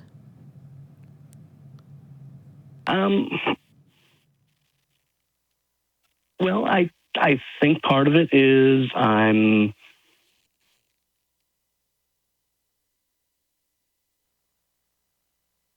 part of it may just be habit, and I'm used to believing. Part of it, I think, is the idea that if this is just a vague tentative belief in some vague spirit or soul or afterlife that doesn't have any effect on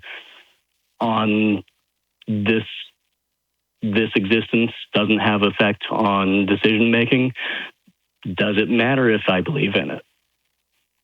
Well, probably not. But the reason that most people give for clinging to, and I probably shouldn't use the word clinging to, that kind of has a negative connotation, but people hang on to these supernatural beliefs most often because they have a fear of dying. Okay. And I don't know if that's something that applies to you or not, but that's typically what is going on when people hang on to these supernatural beliefs. They want to believe that some part of them continues even after their physical death. And so I think that if that's what's happening here, it'd be important for you to deal with that, because fear is a pretty bad basis for decision making. And even though you're saying, okay, this belief doesn't have any impact on, how I live my life or anything like that, it might. I mean, so my as far as the does it matter? Sorry. Yeah, I think. Well, even though the intuitive answer is no, and that's probably why I haven't looked at it for this long. I think you're right that we can't be sure. It really doesn't affect things. Beliefs do affect how we think and how we make decisions, even if it's subconsciously. And a more explicit example would be, I think, where are we going to, if we're looking for explanations for things, where are we going to spend our energy and time and effort looking? So right now, we know in the outer solar system, the objects that we're finding with elliptical orbits all tend to point in a single direction. And one proposal to explain why they all point in that direction is that there's another planet that we haven't yet discovered. Then its orbit, its gravity, its orbit affects these other orbits. Okay. We haven't confirmed that. It'll need time and effort, and we'll need to look for it before it's confirmed. We could make another proposal that there's a space dragon that's eating up any of the objects that don't match, that don't line up in that direction. That hasn't been confirmed. It hasn't been necessarily disproven. Well, actually, we could demonstrate that. We know. We know that things like planets exist. We know that their gravity affects their orbits and their gravity affect other objects in the solar system in certain ways. And so are we going to spend telescope time and money and effort looking where we would expect to see this additional planet or where we would expect to see the space dragon? Okay. What does this have to do with the supernatural stuff you believe in? So if we think that there are some supernatural phenomena, then that may affect how likely we are to accept other supernatural explanations. Yes. Okay. Do we have any way to investigate and confirm the supernatural at all? No. Okay. So if there's something that we have no way to investigate or confirm, then belief can never be rationally justified, right? Right. Thus endeth the lesson.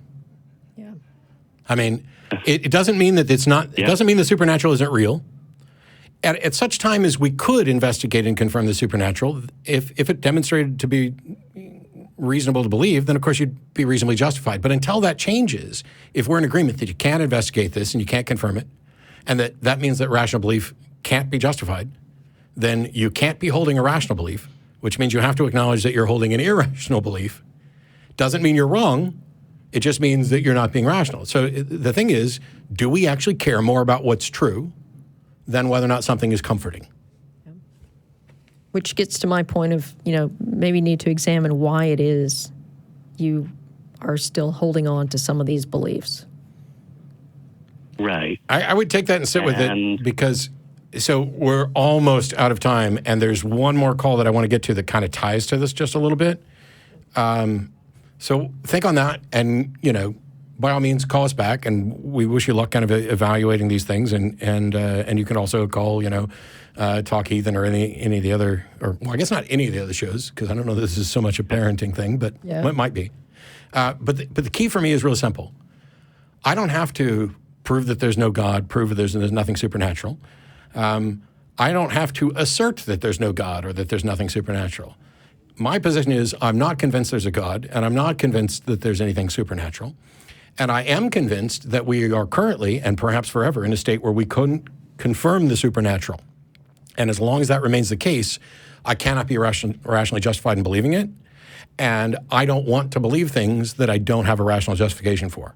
I'm not always going to get that right. We're going to make mistakes. But to me, the notion of a soul is the single most dead concept in all of theology. It's the most obviously not true thing. But even if we narrowed it down to, well, maybe there's some kind of afterlife thing, it's on par with, well, maybe my socks are lucky. And there may, in fact, be better or as good evidence for my socks are lucky as there is for there's an afterlife. And until I have some method that allows me to reach a rational conclusion that is true, I can no more believe that there's an afterlife than I can that my socks are lucky. Yeah, and honestly, I think I really was just at the point where I needed to discuss it with someone. Cool. We're grateful you did that. We're grateful you did that here and call us back. I want to try and get to one more call before we go on. Thank you so much, Eric. Appreciate it. Bye. As a reminder, once we're done here, the credits will roll, we will vanish and go off somewhere else, and then there will be another episode of Truth Wanted, and Dan will be joined by Anthony Magnabosco, who I now see in the back of the room. Yes. Good friend of mine. It'll be a good show. You should watch it. But there's one call I want to get to real quick, and that is Mark in Philadelphia. Hello. You were calling to say, why do people convert to religion when they're faced with fear of death, basically the no atheists in foxholes thing? Yes, that's it. Exactly right. Yeah. So the no atheist in foxholes thing has nothing to do with belief. It's basically a statement that when the going gets tough, people get desperate and they'll probably do just about anything. We should point out that the Military Association of Atheist Freethinkers actually has a collection of people who are atheists in foxholes. Yeah, including me. I'm sitting next to someone who was an atheist in foxholes. Oh, cool. But the thing is, setting aside the notion of foxholes, We know this isn't true. We know that there are plenty of people who have gone to their grave under incredibly trying circumstances and pain and suffering and everything else who don't reach out to a God, who are not believers. If it were the case that people in desperate times largely reached out to a God, that's not a testament to what they believe. It is a testament to the desperate nature of the situation, and that they realize every action is futile, and so why not take this other futile action? And what they haven't been presented with is the argument against taking that futile action, and that's this. If I'm in a foxhole, and the person on my right is an atheist, and the person on my left is a believer, and the person behind me is somebody who's going to desperately reach out to a God at that moment, I'm sticking closest to the atheist, because they're the one that are actually assessing the current actions and trying to figure out the best course of action there, rather than hitting their knees and praying. They're the ones that are firing back. They're the ones that are doing what they can to help pull people out of that, rather than going into a panic state where they feel they need to reach out to an imaginary friend. It's simply not true that all people will reach out to a God under trying circumstances. It is garbage. It is an insult that is being tossed around with this no atheists in foxholes by believers. And what they don't realize is that they are actually damaging their case for their belief in doing so. Because what they're doing is not saying, oh, you guys all actually know there's a God and you'll come to him when the going gets tough.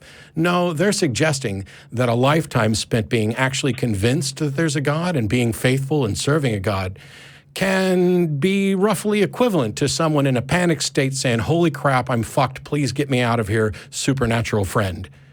It diminishes the value of their religion. It doesn't actually disparage atheists at all.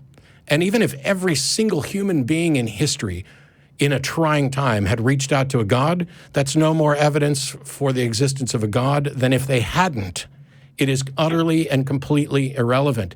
It is about human nature. It is about what people will do when pressed, when in fear, when despondent, when every possible course of action they could come up with seems like futility. It doesn't tell us anything about whether or not there's a God. It doesn't tell us whether or not God belief is reasonable.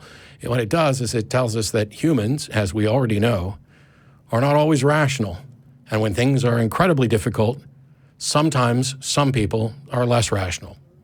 Hope that answers your question. We are completely out of time. They're going to be doing Truth Wanted next. Thanks, Jen. Thanks to all the people on the other side of the glass and the people in the booth. We'll see you next week. Bye-bye.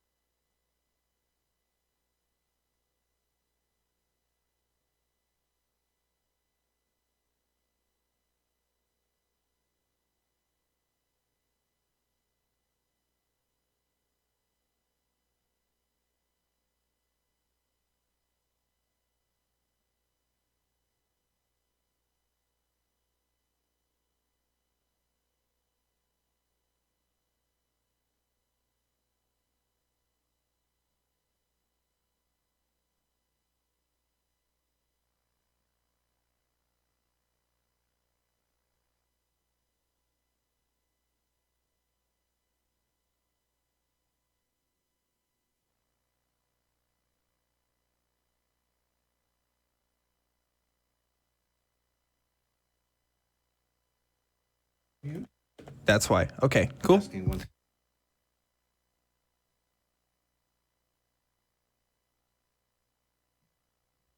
Testing 1, 2. Can you see this? Okay. Do you have? Oh, I hear myself now. There you go. Yeah. Oh, you got yours. Okay, I'm gonna.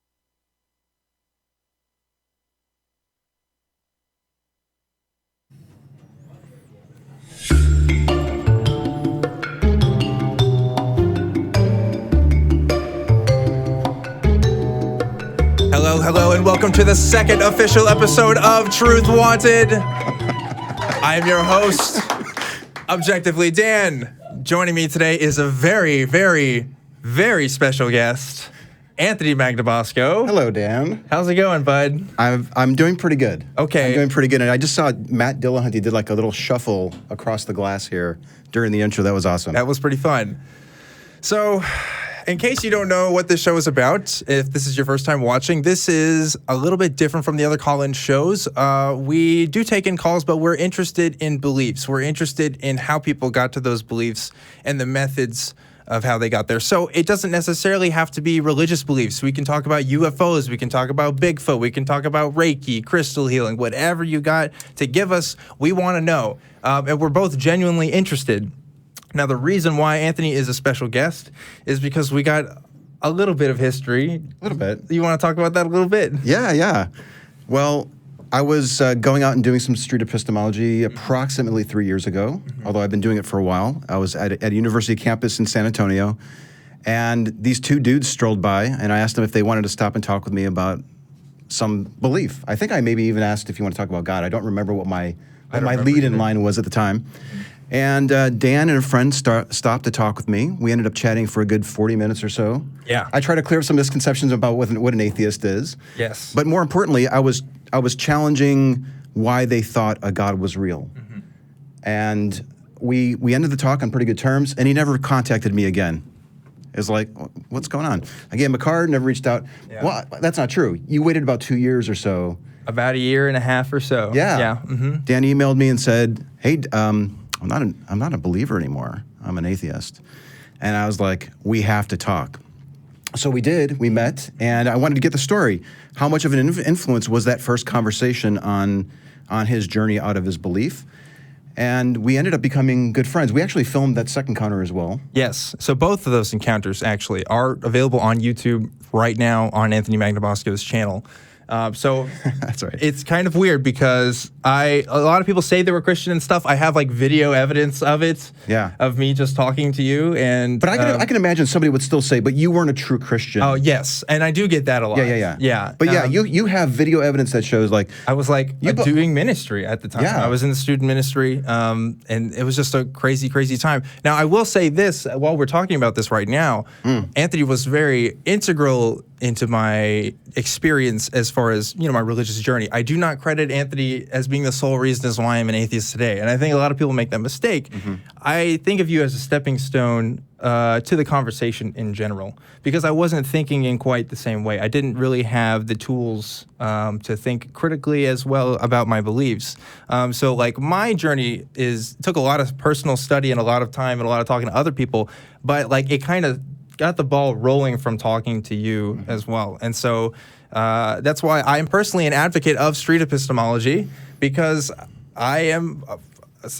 some would say victim. I'm a part of that process. I represent a part of that process of mind change, and I'm proud to do that. I'm proud to show other people how other people can change their minds in the same way I was. I know that not everybody will change their minds the same way I do, and I know that there are other methods out there to talk about other beliefs. I mean, there's tons of other shows on this network alone that demonstrate that, but I'm here to show you that maybe there is something to the method that we do use, and we like to demonstrate it by talking to other people who want to call in and ask us about, you know, what we think about things, and we can ask them questions, and it's just kind of a fun time. Sure.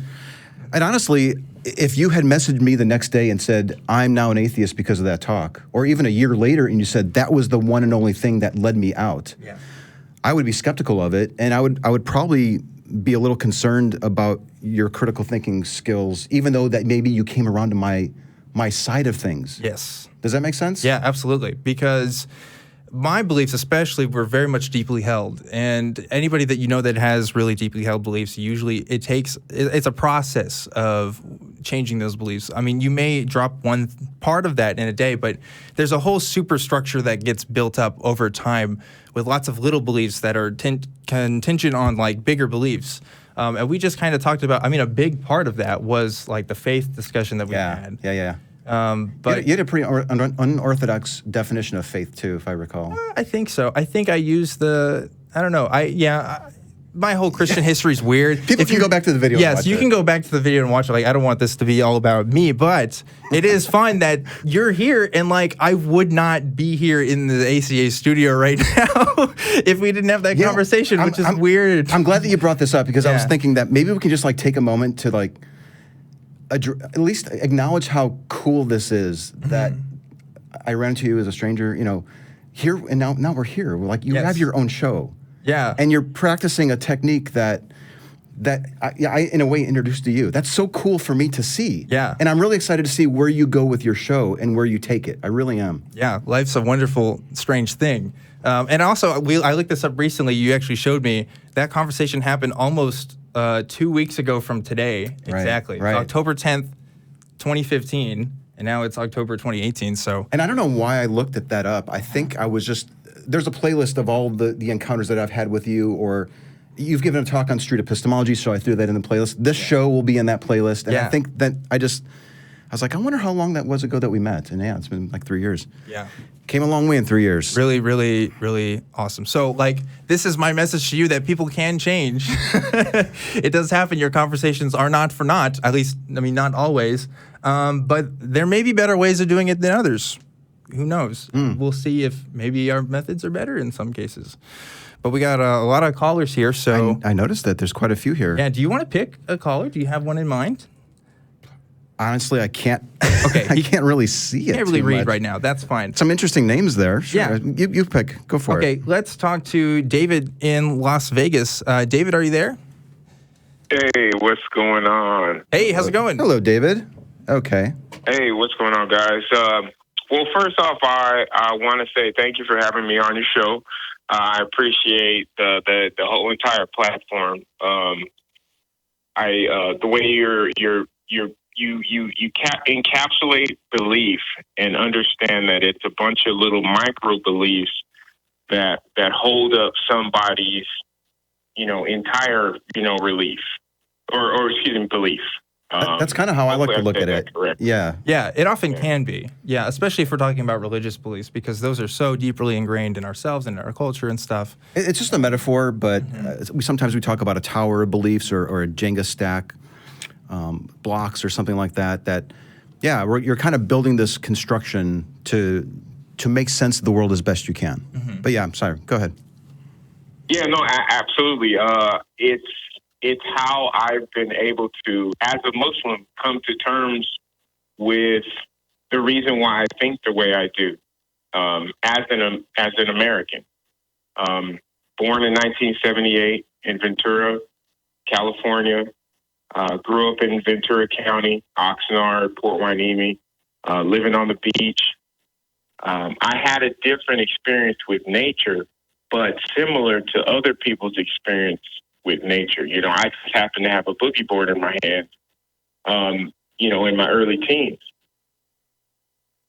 Fast forwarding to today, I'm 40 years old, and I'm not plugging my book, but what I do want to do is offer a technology that I invented or developed, but I don't want the word invent to be used in the wrong way. But it's called the science of fiction dialectic.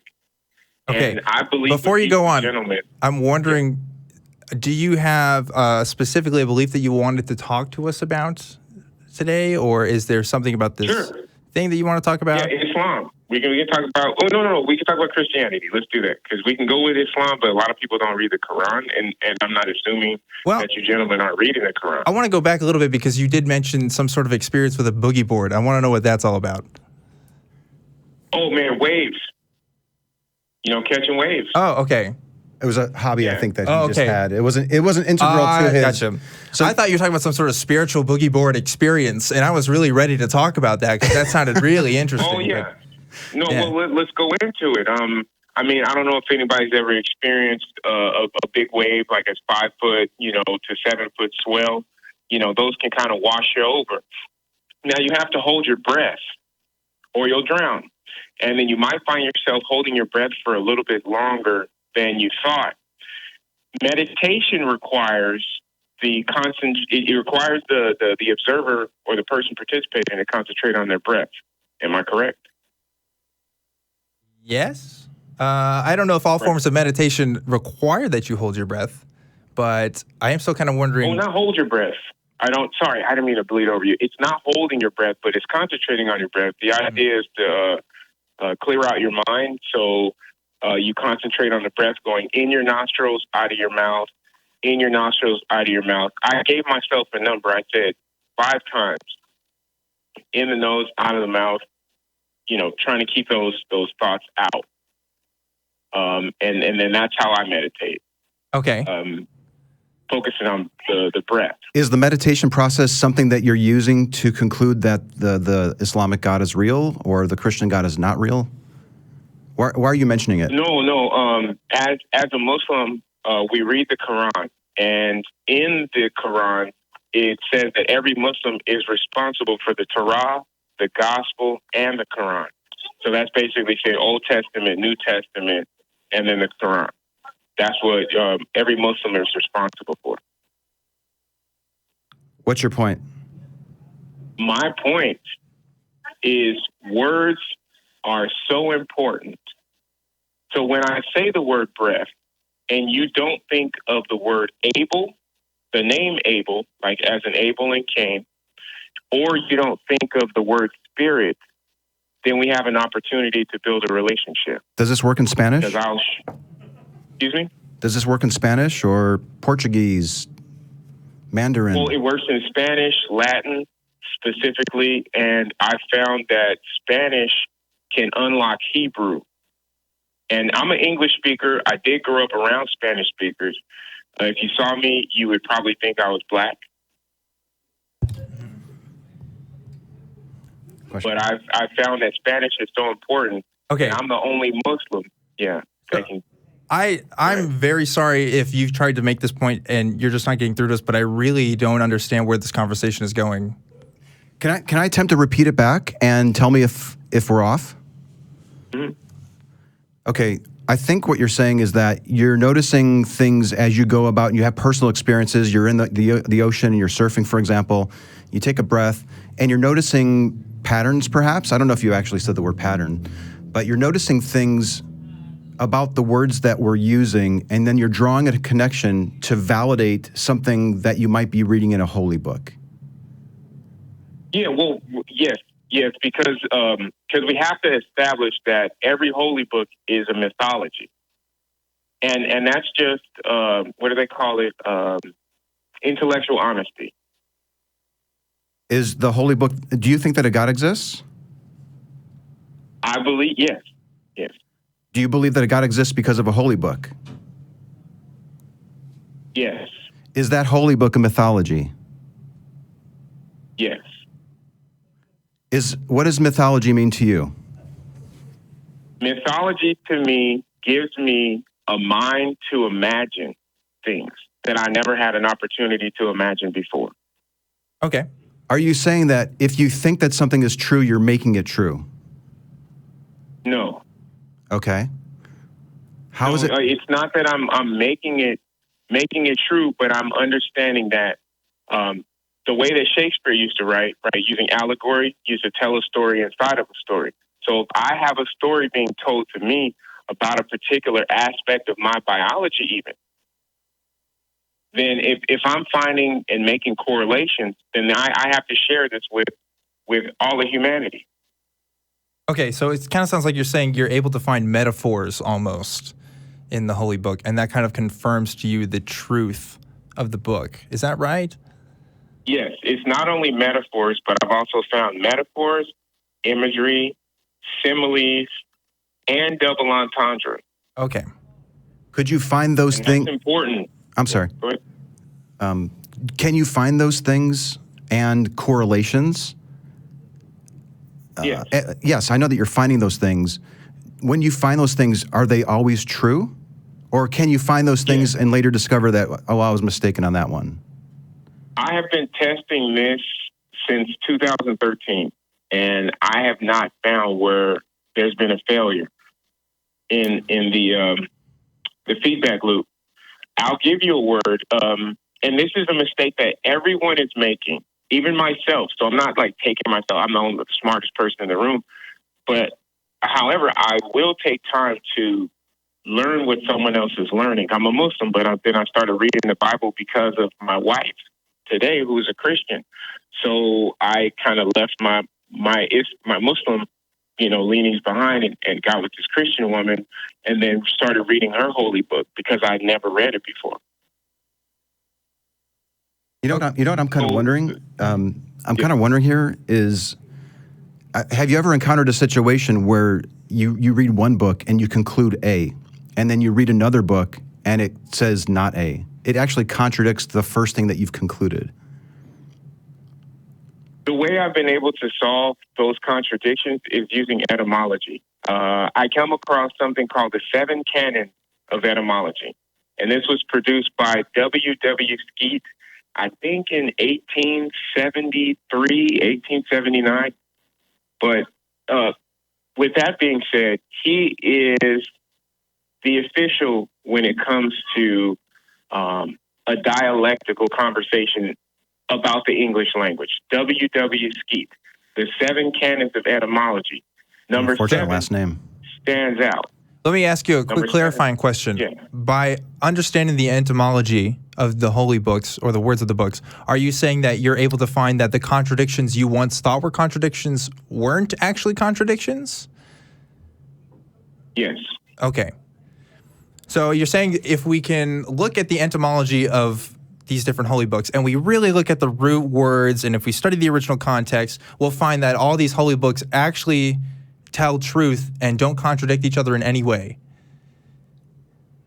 Yes, I will even go so far as to tell you, and this is maybe the first time you're hearing this, and this is a far claim, I'll back it up though, is that the Holy Bible, King James Version, maps the human brain. And we're talking including neurons. The King James Version maps the human brain.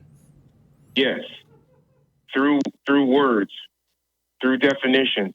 I'm sure you gentlemen have used a concordance, like read out of a Bible concordance. Sure have. Okay. Didn't find the human brain. I'll tell you that. That's pretty awesome, though. I'm actually kind of wondering if you and I. Your name is David, right? If you and I, David, could write a book together and just completely make it up, make up everything that's in it, none of it's true, and then teach somebody how to use your method and then hand them our book, do you think that they would... How else can a virgin... Oh, wait, hold on. I just want to tell you, a virgin... Well, why would we have to go so far as to make something up? A virgin already had a baby. So if you can believe that, then you'll believe anything. However, understanding that maybe you could be that Jewish woman giving birth to the Savior of the world. But you're missing my and point. Then nurturing that baby. The point is, I'm wondering if we just completely made something up out of whole cloth, it's complete fiction, it's not real. Could somebody use your method and conclude that it's really true in reality using your approach? No, that's not the position I'm coming from. I'm looking at a timeline. Are you saying, hold on a second, I think you kind of dodged my question a little bit. Are you saying that if they were to use your approach, they would be able to figure out that it was made up, that it's fiction, that it's not real? Yes. I mean, yeah, absolutely. Because we're talking about the science of fiction dialectic. Dialectic is the origin of the word technology. Okay, so basically you're telling me I could present you a book right now and you could tell me whether or not it's actually true in its contents based on comparing it to the other holy books that you know to be true. It depends on the book. Well, that's what I'm saying. So you have a method, it sounds like, that you can tell what's true and what's not true. So you should be able to tell me, right? Or am I not following you? Yeah. Yeah, yes. The method is called, now, we know what science is. Even the Bible speaks of science. And the God in the Bible says, hey, science, don't let somebody mess it up for you. Science is real. Okay, like there's real sciences out there. One that I have found that I have used is called Dogon cosmology. Are you guys familiar with Dogon cosmology? I'm not, but I actually have one more question for you, maybe before we move on to another caller. Yeah. I'm wondering, though, do you have any examples of purported mythology that you've used your method and then determined that it really wasn't true? Because in your view, all mythology is true. I'm wondering if somebody can give you a text, give you a book, you apply your method, and actually can figure out that it's not true. What it's saying is untrue. Do you have any examples of that? Can you give us one title of one of those books where it's not something true? Something that's not true based on a science of fiction dialectic. Yes. I figure if it wasn't good enough, it would have never been written down. I don't. When you say that, let me just tell you what goes through my mind when you say that. When I hear you say those words, I think I don't have the ability to test it and to show that it's not true. That's what I hear. But you're not bringing me a subject. And I still have one more point to make because you said that you read a concordance before. But give me a subject that I can actually measure. You're not giving me anything. I have to speculate. I would rather have something. Give me a holy book or something that you think can be easily disproved. Okay. And I'll run it through my filter. Honestly, I wouldn't spend 1 second coming up with an example. I would ask you to provide the example of what you would accept to show that your hypothesis, this thing that you just laid out to us, is not true. So I think it might be actually more beneficial if you can think about what example you can show us to demonstrate, hey, when I apply this approach, I can tell that this mythology is not true. But when I apply this approach on this mythology, I can see that it's true. That would actually be more... You're a philosopher. I beg your pardon? You're a philosopher, right? And so what you're trying to do is find out that something can be falsifiable. I would probably say more scientifically minded than philosophical, but yeah, I think. Don't you think it's important to have a way to tell that when you apply this approach that it isn't doing what you think that it's doing? Yes. And I would say that that's the English language herself. All right. Well, yeah, no, and I don't want you to think that I'm being dodgy, but if we're not going to take one word and find the etymology for it, then I think that we wasted our time. I think that we should go to the New Testament, find the word him, and know that word is a Strong's word, G846. Numbers. Yes. Okay. Well, I think that's about all that we can get from this conversation today. I thank you for calling me. But we do have some other callers. You're running. I'm David Ali Berry. You just ran. G846. That's your proof. Yeah, I'm running. Thanks. Call us back when you can actually disprove what you're saying. Yeah, I'm definitely not running towards it. I'll tell you that, too. Well, that was interesting. That was fun. And a lot of people just jumped on the line, too. Yeah. That's awesome. I think a lot of callers. When people start bringing up numbers in the Bible, I get concerned. I don't know about you, but that's a kind of a common trend with the numerology stuff. Mm-hmm. I can't ever make heads or tails of it. It reminds me, there's a recent thread going on in one of the street epistemology groups where somebody thinks that they have this code figured out. That if you look at this verse and this word and it ties to this, and because I can detect a pattern, I'm justified in concluding that what the Bible says, what this whole book says, is true. Yes. And taking a step back and setting aside what the conclusions they're getting, taking a look at the process. And I think it was really helpful to kind of focus. And hopefully he maybe replays this conversation. Hopefully. And thinks about what he can dig up and show us to show when this approach doesn't work. Yes. Because if you have nothing to compare it to, how could you be so sure that this methodology that he's using is actually solid? Right. So he did mention the word falsifiable, and I think that's important because there are people who tell lies in the world and who say things that aren't true. And I want to know if somebody is lying to me or telling me a false truth. So if somebody's going to bring me a book on Scientology and dialectics, and I'm using this method and I find out that it's true, when I can show through other ways that it's not true, or it doesn't represent truth in that way, then there's a red flag that goes off. Then we come with a method that isn't reliable for determining true things. So I tended to not use the word falsifiable. Did he mention that, or did he said falsifiable? Yeah. Okay, I'm a little surprised because many times people bring up that word falsifiable, but they don't actually. They tend to think that it's a way of showing that that they're wrong, that type of thing. No, it's a way to actually compare and to actually contrast that what you think is true is not true. So I kind of like to use the word testability. Yeah. Yeah. Testability is more, I think it's easier for people to I think there's less confusion if you go with testability. Mm-hmm. What was that note about?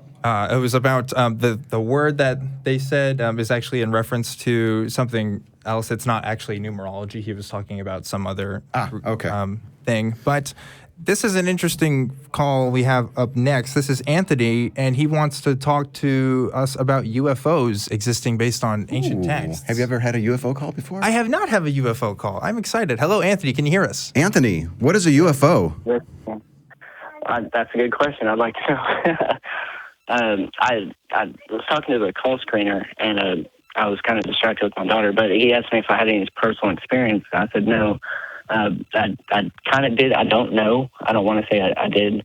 But it kind of reminded me of the videos I've seen on like YouTube and stuff, like flashing lights and stuff. But I was driving home from work one night, and I was at a stoplight, and I saw this like a bigger light in the sky than I thought it was like a plane or something like that. It wasn't flashing. It was kind of just like a blob, kind of just glowing and stuff at one spot.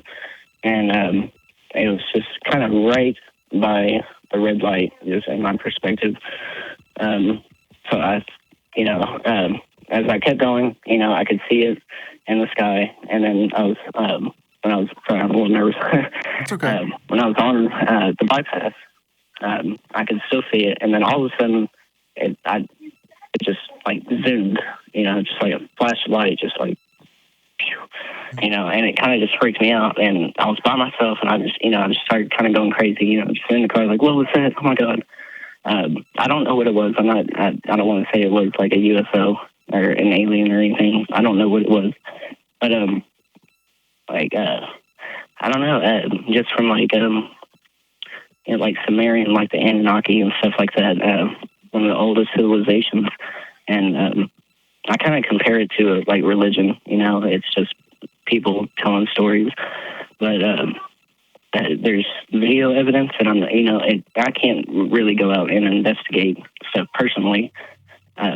So I just gotta rely on like books and, you know, testimonials and video evidence, which I'm not sure can be doctored and stuff like that. So it's kind of hard to believe what I'm seeing and when I'm reading and stuff, and try to check sources as best I can, but it's really hard. Yeah, that's interesting. So you kind of had this personal experience, and you don't actually know if it's a UFO or not, but you definitely say it's weird. But you think it might be based on some ancient texts that you've been reading? Videos, possibly?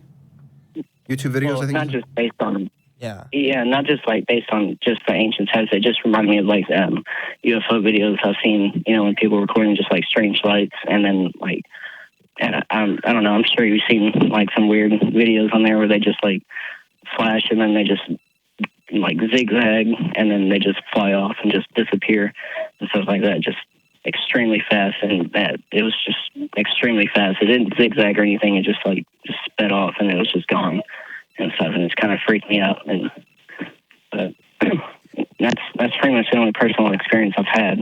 Sure. My understanding of the word UFO is unidentified flying object. Right. And it seems like it meets the criteria with which you've explained. Some people tend to go a step further and say, oh, this is otherworldly. This is from another galaxy. This has aliens inside of it. This is abducting people, for example, and they go away above and beyond just saying, I saw a red flashing light that zipped through the sky really fast. And you're even saying, I don't know what it is. Why are you even entertaining the idea? I'm kind of wondering how far you're going with this, to be honest. Are you saying this is an unidentified flying object, or are you adding some more to that?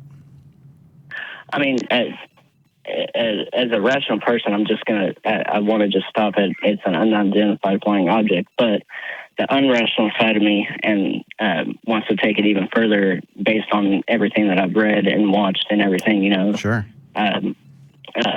But I mean, I don't know. It's just really weird, but all these different, like, you know, alien theories that we were created by an alien race and stuff like that is it's really intriguing. And I know they're just, you know, theories and stuff, and I kind of compare it to religion, like I said, and stuff. And I'm an atheist, so I don't believe in a God or anything, which is why I guess I'm searching for like another explanation. You know, and then aliens, you know, otherworldly stuff just seems a little bit more plausible than a, you know, just some guy in the sky who created everything and stuff like that. But and then I try to look at it as another rational. It's like, well, does that sound believable too? And then I'm just kind of stuck in a circle. It's like I want to believe more on the alien side, but I'm still stuck on the same. Like, I have no evidence for it besides what I saw, you know, which is just my own personal experience. I can't prove anything or, you know, go any further than I just saw that. So you said something really interesting there. You said, I want to believe that it's aliens or something to that effect. Did you just say that? Yes. Okay. Yeah. I would try to focus, maybe spend a little time thinking about why you want to give an explanation to something that maybe we'll never have the explanation to. Why? And I wouldn't fault yourself for that. These are things that humans do all the time. We try to make up narratives and explanations for things. Like, I hurt my back, and I don't really know how that happened. I could probably let my mind run away with examples and things that maybe I was abducted by an alien, and this is the result of an alien test. But I have to, you know, I kind of try to temper my imagination. Imagination is great. We have these wonderful things that humans are creating. But then I think sometimes it could work to our detriment. Yeah. So the way I think of it is explanations are cheap. You can come up with an explanation for anything. What we have to do is assess which explanation is more likely than the other based on what we already know about how the world works and stuff, right? So it could be that this was an alien encounter of some kind. But what reasons do we have to believe that?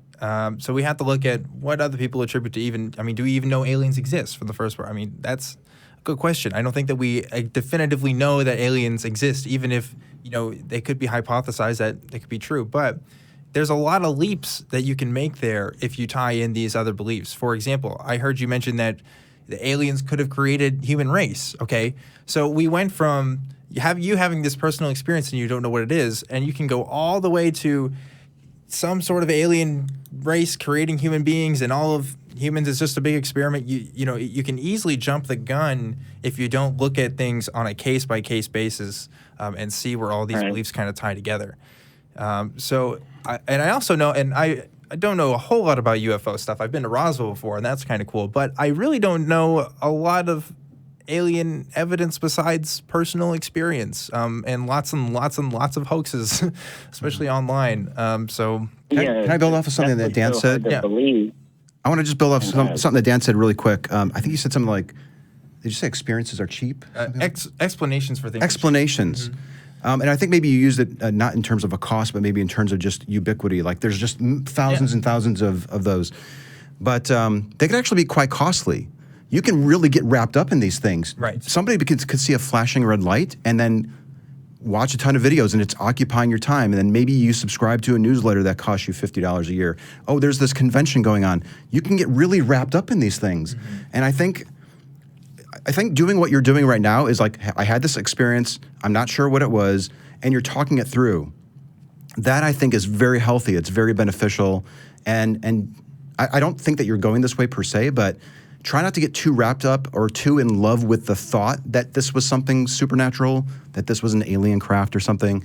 But be open to the possibility. I guess it's entirely possible. But don't just try not to let your imagination run away with you, where you're actually investing yourself and your time in this belief. Not because it's not possible, but because it's not warranted for you to have those beliefs. Yeah. Right. So there is a difference, because I mean I'm all for aliens like being a thing, but the evidence that we need to establish that aliens are a thing, I haven't seen yet, right?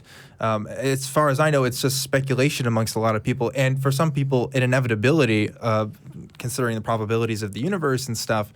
But aliens visiting Earth and coming by you and building spaceships, that's a whole other thing with a whole bunch of other probabilities that you got to add on to it that we don't really have, ground to believe in. Right. Look, can we move on to somebody else? The queue is huge. Yeah, for sure. Anthony, I hope that helped. Yeah, a little Anthony, bit. that was cool. Thanks very much. Yeah, that was cool. Thanks for taking my call. Yeah, thanks for sharing the story. Yeah. That was my first time talking to somebody since I've been doing like SE about UFO. I'm sorry. I hope I didn't end that too abruptly. No, that's fine. I just think that's cool. But it sounds like he's thinking things through, at least. He doesn't necessarily say that it's aliens, but he does find it interesting. And sometimes those interests can cloud our judgment as well. Well, especially when somebody says that I want to believe this. Yes. I think you need to, when you say that, I want to believe that this is true, that should be a red light. That's an invitation to investigate and explore the reasons why you want that to be true. Yeah. For sure. So I want to go to Lisa. That's a red light. I didn't mean that joke. It's not a red light. I want to go to Lisa, who wants to talk to us about whether God created the earth and God existed. Lisa, are you there? Hi, Lisa. I'm here. Hello. Good evening. Thanks for calling. You're welcome. Hello. Hello. Yeah. Tell us more about what we got written here. I believe that God created the earth in 6 days and rested on the seventh. Cool. Oh, I hear a beeping noise. Yes, I do hear a beeping. Sorry. That's okay. The Hot Pocket is ready. So the first thing I would ask is, why? Yes? So I'm asking, why do you believe this? Why do I believe this? Yes. You said, do you think the earth is created in 6 days? Yeah. Yeah. Yes. Yeah. I believe it. I'm just thinking if I say because I was taught it, then... I mean, it's in the Bible, and I was taught it, and I feel like I've seen scientific evidence that supports that the earth isn't really millions of years old. And... Sure. Okay. So, you listed a couple things there. So that's something that you were taught. You believe there's scientific evidence to support it, and you think that the Bible also validates your claim, right? Yes. Okay. Yes. So there's a couple different ways we can go there, Anthony. What do you think we should talk about first? I think it would be important to acknowledge that you could possibly be taught something that might seem far-fetched that might really be true in reality. But then again, I could be taught something by people that I love and trust people that have never led me astray. They would never want to see me believe things that weren't true. That could teach me something that isn't true. Are you willing to agree that a person could be taught something that is true or not true? That not everything that they're taught is true? Okay. Yes, I believe that. Cool. Do you agree that it's conceivable that you could have been taught something that's not true? You mean about creation? Mm-hmm. It's possible that I was taught something that's not true, yes. And yet you think that you have other things to justify concluding that it's true at this point? Yes. Okay. Yeah. What would you say is the best thing? What's the best justification, the most solid reason why you're sure that God created everything in 6 days?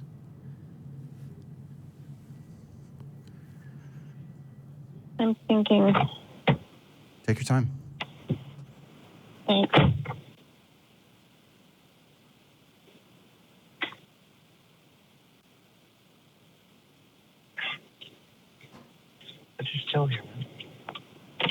The most solid justification that would make me believe it's true. Well, to be clear, I think we were asking, what is the most solid piece of the most solid reason why you think that it's true? We're not really getting into disconfirming it at this point. We're interested in what is that one thing that if you didn't have it, you wouldn't think that there was a God who made everything in 6 days and then rested on the seventh. Well, one of the things I believe is that God's spirit bears witness with my spirit, which I guess you can't measure that, but it's a very real thing to me. What I guess what we're kind of getting to is, how are you concluding that your God is real in the first place to get to the point where he would decide to create everything in 6 days? So let's dig down a little bit deeper then. How are you concluding that this God is real?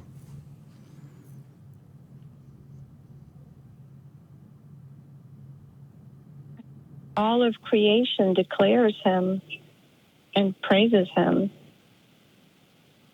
All of creation? What is it about world is creation orderly. that convinces you that there's a God?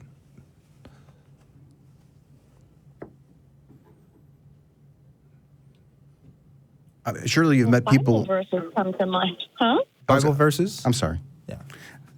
Yeah, I mean, I'm thinking of Bible verses, but then I guess you would say there's doubt that that's real. I don't know. Well, I mean, I think I would ask you why you would consider the Bible to be a reliable source of knowledge on what's true and what's not true. Well, isn't that what faith is about? I mean, you take it by faith. What does faith mean to you? It's something that might not look real, but you believe in it. It's the substance of things hoped for, the evidence of things not seen. Something that might Faith, not I look mean, that's real? what- Faith is something that might not look real, but you still believe in it? To some people, yeah. I mean, you take it by faith. I mean, Are you taking it by faith that the Bible is true? And everything the in it? Bible is true. Yeah, that everything that the Bible says is true and that the God is real? Is faith the big linchpin here to this belief? Yes. Would you use faith to come to the conclusion of other things being true? Such as? Well, anything really, that you know that your mother or father exists, for example. Well, I know they exist because I grew up with them. So you have a different reason But than not- faith to know that they exist, right? Right. But I mean, when you sit down in a chair, don't you have some faith that it's not going to crumble underneath you? But are we using faith in the same way there that we're using it in the way that we're describing knowing the existence of something?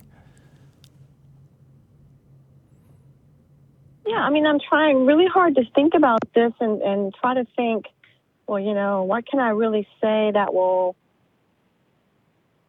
not seem empty to you? And I'm just not sure what to say. yeah. I'm not that great a speaker. No, I think you're doing really great. And sometimes people don't spend a lot of time thinking about these beliefs. So don't feel bad. I'm really glad that you called. I mean, I think it takes a lot of guts to call an atheist show, or I don't know if you're. Yeah. Are you calling yourself an atheist show, or? We're sponsored by the Atheist We're Community. sponsored by an Atheist Community. I don't exclusively call this an atheist show, but My son put me up to this, okay? hey, I think that's wonderful that you're willing to go through and actually call the show. And so props to you. Can really. I just talk about faith a little bit more? Yeah, if that's go okay? ahead. Go ahead. All right, so you gave a great definition of faith, and you gave a great example of faith, and it's a very common one. A lot of people will say that it might not look like something that's believable, but I'm going to believe it anyways. That is close to the definition I think that you gave. Or I'm going to sit in a chair and I'm going to take it on faith that it's going to hold my weight. It's a very common thing that we hear, but I think there's a big difference in the way that most people who are using it to conclude that gods are real, or that holy books are a source of truth, or that the universe was created in 6 days and then rested, the deity rested on the seventh day. And that is a testing component. So I might, by your definition, use faith and sit in a chair and it holds my weight. But then again, I have a way of testing to see if my faith was not warranted in that situation. What would be a good way to test that situation with a chair? It might collapse under my weight. It might squeak and one of the arms fall off or something like that. That would be feedback. The legs might look a little iffy. Yeah. There might be something about it, right? My point is that I think the way that you're using the word faith might be lacking a critical element, and that's the ability to test to see if the faith that you're applying to conclude that something is true is not reliable, is woefully inadequate to support the belief that you think is true. So we might be throwing a lot at you here, especially if this isn't something that you normally talk about or think about, and I don't want you to feel like you were put on the spot, but Okay. give us a little feedback. Like, has this been helpful to you? No, what I want to say, one thing is this, is my faith is very important to me because it's sort of how I'm able to look at the world and see. I went through a lot of adverse experiences growing up. And, the son that put me up to this, he once commented, like, Mom, I'm surprised you're not in a gutter somewhere drunk or on drugs just because of what I went through. And I look at it like, God was there. Does God want terrible things to happen to people? No. But I believe that he can sustain us and he can help us and strengthen us so that we're not overcome by them. I mean, I guess some people are overcome by them, but for me, it's been a rock in the midst of a lot of difficult things to understand that I believe I can't have all the answers on this side anyway because it's not heaven, but knowing that there is that to look forward to just means a lot to me. That's really wonderful that you are able to use your faith in that way. And I'm glad that faith works for you in that manner. If you don't mind, I'd love to tell you a little bit about myself to kind of echo what you're saying. So I grew up in the Christian church, and I was a student leader for an evangelical ministry for a bit. And I also used faith as a tremendous, I would say, comfort for what I was going through in my life and what was going on. And I found a lot of great people in my community. I did a lot of activities through them, and I thought I was doing a lot of great stuff for the world. But what I realized was when I was talking about faith that way, that didn't have anything to do with whether God was real or not, or whether he actually existed. I realized that the comforts that I'm getting from this doesn't necessarily have to come from a faith position, and it could be from something else entirely. And actually, my faith I felt the same way as you probably do right now, where I was kind of struggling for answers to kind of come up with a better way than just kind of the empty fluff I've been told for a lot of my life of how to justify my faith. But I really found that I couldn't do it. And that was really hard for me too. But what I got from that was, okay, I can either go back and try to look for better ways to justify my beliefs, or I could change my beliefs. And sometimes change is a good thing, and we need to update our beliefs to match everything else that we find and see if it, corresponds with the background information that we already know. And maybe that's something you want to consider for yourself, or maybe you want to go back and find other ways to figure out why you believe what you believe. But it's important that we do have these discussions anyway and are able to talk about these experiences because they're incredibly important. I know it was very, very important for me. I really want to credit you for calling a show like this to discuss this, and if you would, it takes guts. It really does. But I really encourage you to take a long, hard look at faith as you've defined it, and ask yourself about, is this testable? And I recognize that the beliefs that you have because you think that this is true, in your view, they give you value. They've given your life meaning. You think that you've gotten through difficult times because there's an entity, there's a God who's helping you through it, who's watching you.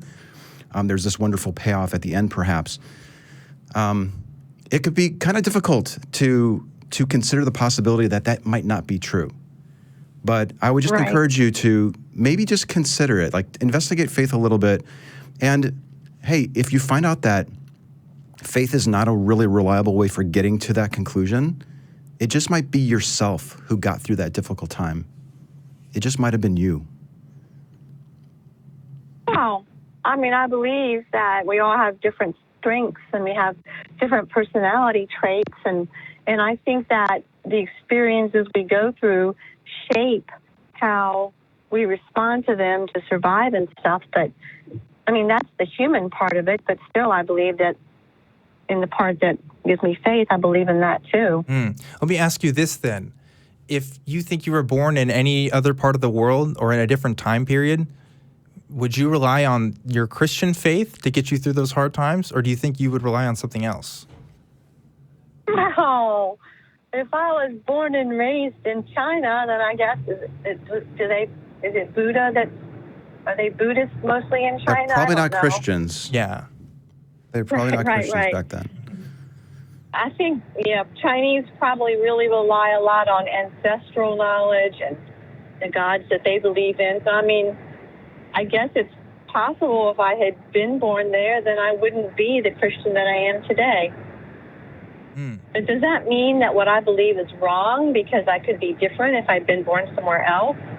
I don't think so. Yeah, not necessarily. I would agree with you there. But the reason why I brought that up is because you talked about how your faith was almost a result of your experiences and the way that you grew up. And I'm wondering if we can change some of the variables there about that faith. Does it change the way that we think about it as describing true things? I don't know. Well, there are people who were born Chinese, raised Chinese, and then and during their lives became very devout Christians. So.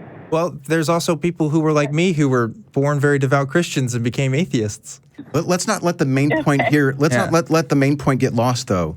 Is that it's important to take. It's very important to take a look at this core process that you're using to come to these conclusions. That everything that you're talking about, again, the universe being created in 6 days and then resting on the seventh, the Holy Book being true, that there's a God and all this, and it seems like faith is the big thing. So I think it could be useful if you were to watch this again, particularly the part where we were talking about faith, especially how you're defining it, and see if it is really as similar to the trust that you might put into chair, for example, as you think that it is, because of that potentially missing testing component. Okay. All right. Well, it's been nice talking to you. Yeah, it's been really nice talking to you. I hope you give us a call back. I won't be absolutely. here. Dan will be here. I'd love to have you call back on this show. And if you want to talk to me more, I have an email address as well. It should be on the thing, but it's truth@atheist-community.org. And that's for anybody who wants to talk to me about anything that we talked about today.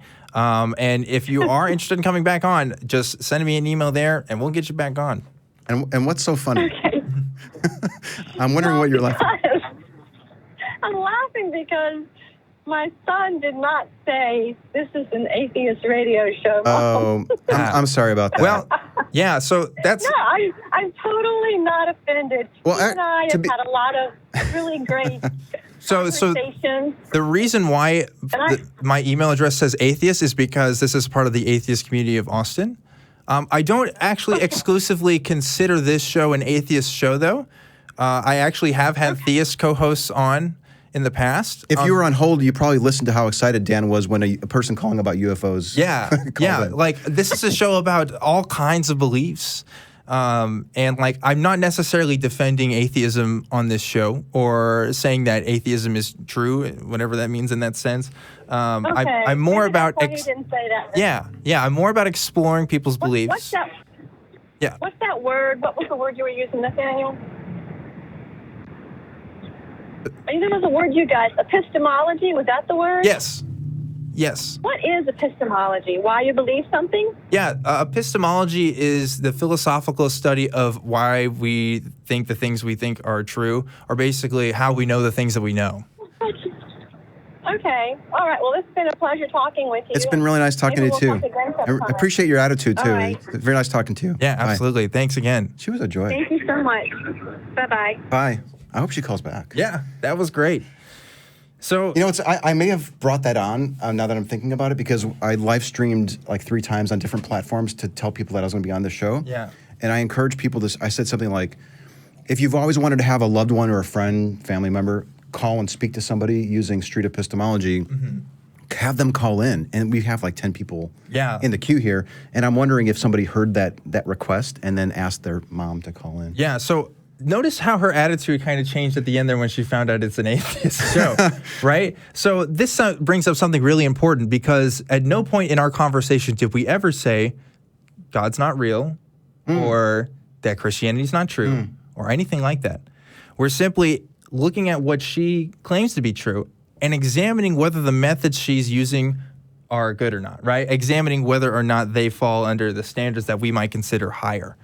Well, also her reaction is something that is discussed in the street epistemology community quite a bit. At what point do you reveal your stance on the claim, whether you don't believe in a God or you don't think karma is real or anything else for that matter? And there's a robust discussion about when is the appropriate time to reveal your position. When it's a family member, they usually know where you stand on the issue. Like her son, she said, like she's had discussions with him before. Yeah. With us, she didn't really know. And sometimes when you disclose, I don't believe what you believe, it can really tend to shut a person down and prevent progress in the conversation. Right. However, I think at some point, I think you have an obligation to let a person know where you stand too. I think so. Yeah, that's a topic of discussion in the SE community. We can get probably way into that's it. happened for a long time. SE's my jam. I just love talking about it. Yeah, but I kind of go in that direction. But that was just a great conversation. I was super satisfied with that. So let's go ahead and go to Derek, another call from Las Vegas. Derek, what's going on? Hey, what's up? Hey, how's it going? Pretty good. it says you believe in the perennial philosophy. I have no idea what that is. Is that what you wanted to talk about today? Sure. Okay. I wanted to agree with the first caller. He said that he reconciled the contradictions through etymology. I don't know if you recall that. Yes, I do recall that. Yeah. But if you recall, the big point that I think, and I don't know if he quite got it, was we were wondering how he can figure out that his approach wasn't leading him to the conclusions that he thought that was the case. Right? You remember that part? How you mean? How does he know? Well, I mean, I would if I was him, I would refer to actual research and scientific studies that have been done relative to those topics. And, what science has demonstrated today. Okay. What is it about this that convinces you personally? I'm not even quite sure what we're talking about yet. Yeah, I guess so. Using a dialectic method to discover the truths of a holy book?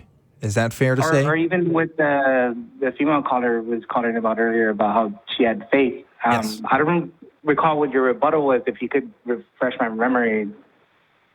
Well, so the main thing we had about faith was we wanted to know whether it was a reliable method for determining true things. So if I had faith, for example, in just about any belief, and I found out that belief was wrong in some way or another, then I would lower my confidence in just having faith as being a reliable method to know things. So, in the same sense, using a dialectical method, if we don't have a way to confirm or verify whether or not the things that we're doing are actually true, because if we already believe the things that we're trying to verify are true already, then we have a problem because we're not actually getting anywhere. We're kind of already confirming what we already believe. So, like you're just questioning the method then? Yes.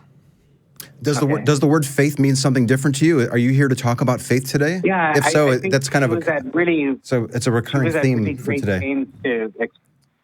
I think she was really at great pains to try to express to you guys something else. And she just couldn't say it. You know, maybe, I don't know if she lacked the vocabulary or I don't know, she couldn't find the right word. It may have been the first time somebody asked her what she meant by the word faith.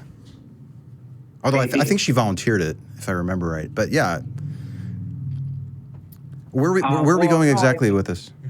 I think what she was trying to say was what I think a lot of religious people try to tell atheists, but they can't exactly describe it. But it's like, Alan Watts once called it a hintergedanke. Like it's a hint all the way in the back of your mind. But in religion, it's defined as necessarily true. It's defined as like almost like a divine intuition, as something you just know. Sure. And you know, and if this is correct, then that means everyone has it at the very depths of their psyche. Everyone has that intuition. You know what I immediately thought when you said that is they have these studies where they put a baby on a table, a baby that can crawl, and it instinctively knows that there's an edge and that it would fall, but it's never fallen before. Like is that what you're kind of talking about? Like, is this an innate thing that humans just have? No, I believe it is. I believe it is innate. And I think the more science probes religion and religious experience, they find that it's always been innate. That's been the explanation with every study. I don't know if you follow any of the research on so-called mystical type experiences that Roland Griffiths talks about, or the God helmet, or any of these types of there's some studies that were done on Tibetan monks, nuns who enter these states through meditation. There's probing these religious experiences. Yes, I think I understand what you're saying. What I'm kind of curious about is what makes you confident that these intuitions, assuming that they do exist, actually lead you to know true things? Know true things? I'm sorry, I didn't hear what you said. Right. So I think you maybe you disagree with me, but do you agree that intuitions can sometimes be unreliable? Sure. I mean, if you're talking about common ones, should I take the left lane or the right lane on the highway or something, the end of the traffic. That's clearly unreliable. Mm-hmm. But I don't think that's exactly what, religious people are talking about. Okay. So, I think they're talking about something far more beyond that. Can you explain to me what the difference is between a regular intuition and a religious intuition? Well, I mean, I don't know if you follow these studies at all, the ones at Johns Hopkins, for instance, and the more recent ones, there's even one currently going on with so-called self-confirmed atheists who sign up for a mystical experience and then ever afterwards they no longer identify with atheism. I don't know if you've heard of that one. So I guess the kind of purpose of my question is to kind of, again, determine the difference between religious intuitions and regular intuitions as far as their ability to tell us true things. Well, I think they're obviously showing that they're coming out of a huge transformation of consciousness. It's not just something real subtle in your ordinary everyday consciousness that you experience when you're on the road, like the example we mentioned, or anything I'm gonna take the stairs instead of the elevator, whatever example you want to bring up. It's very different. Okay, but are you saying that religious intuitions can tell us true things better than regular intuitions? When it comes to, what you guys are interested in epistemology, yes, I agree. I think they can. I think all the great mystics have drawn from that. So Yeah, you go ahead. Well, I was going to say, I just want to be clear. Religious intuitions always lead people to true things, is what I think you're telling us. Well, when it comes to like the insights of the mystics, like, you know, unconditional love and found in agape in religion, or the ahimsa of the Jains and the Hindus, or the unity, the harmony of all things, like when it comes to that, yes. How do you explain people who are believing in completely different and contradictory gods and they're using their religious intuitions to get there? I don't think they're necessarily using religious intuitions. Like, I think apologetics is more about intellectual reasoning as opposed to the type of experiences that are talked about in this research. You know, I think a good majority of people are following conceptual models rather than these intuitions that I'm specifically referring to. I don't know if I could just let you just brush it off that easily. If we were to find two people who believe in two different gods because they both say that they're using their religious intuitions to conclude that God A is real and God B is real, and they both believe that the other God doesn't exist, what does that say? Do you agree that that's possible that they can be using their religious intuitions in that way? Perhaps, but I think the science has shown otherwise. Like, I mean, if you look into these studies on mystical experience, like what they're, the core finding of the research that they speak about is they find it incongruent completely with what they're calling the perennial philosophy, or not what they're calling it, but what has been known historically as a perennial philosophy, that these underlying mystical experiences are universal. They're something intrinsic to, innate to the human organism. They're not, you know, specific to people's conceptions. Like, they go beyond that. Okay. So I want to take a look at this mystical experience thing, because I think people do have religious experiences for sure, and you could describe those as mystical.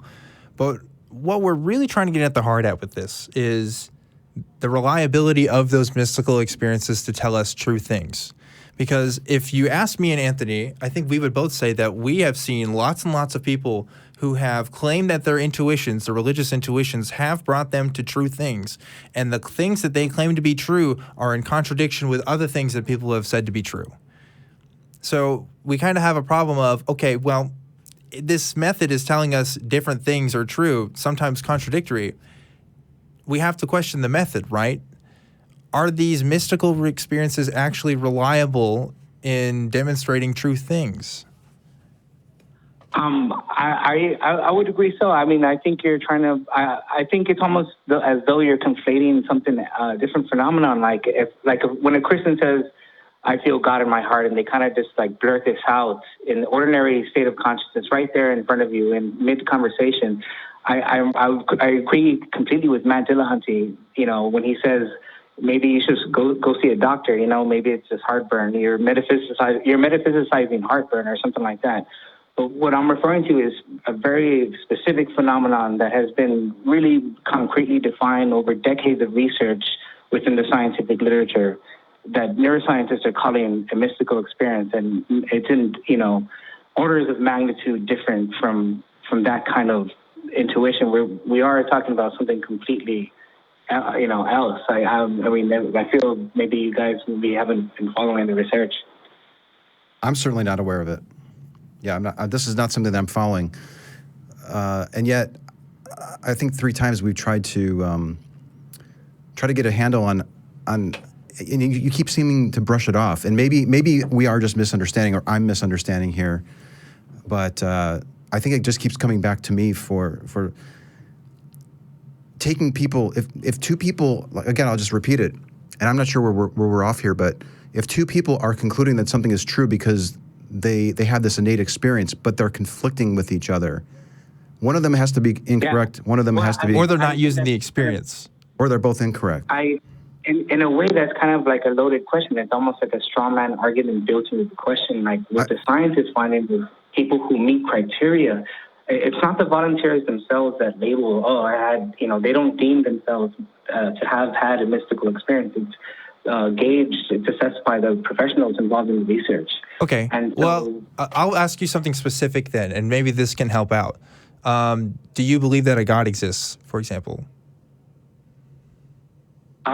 I mean, if you wanted to couch this position into like a yes or like, binary. Okay, actually, and I can actually make it even more clear. I want to know something that you've determined to be true through a mystical experience. It doesn't have to be a God claim. It can be something else.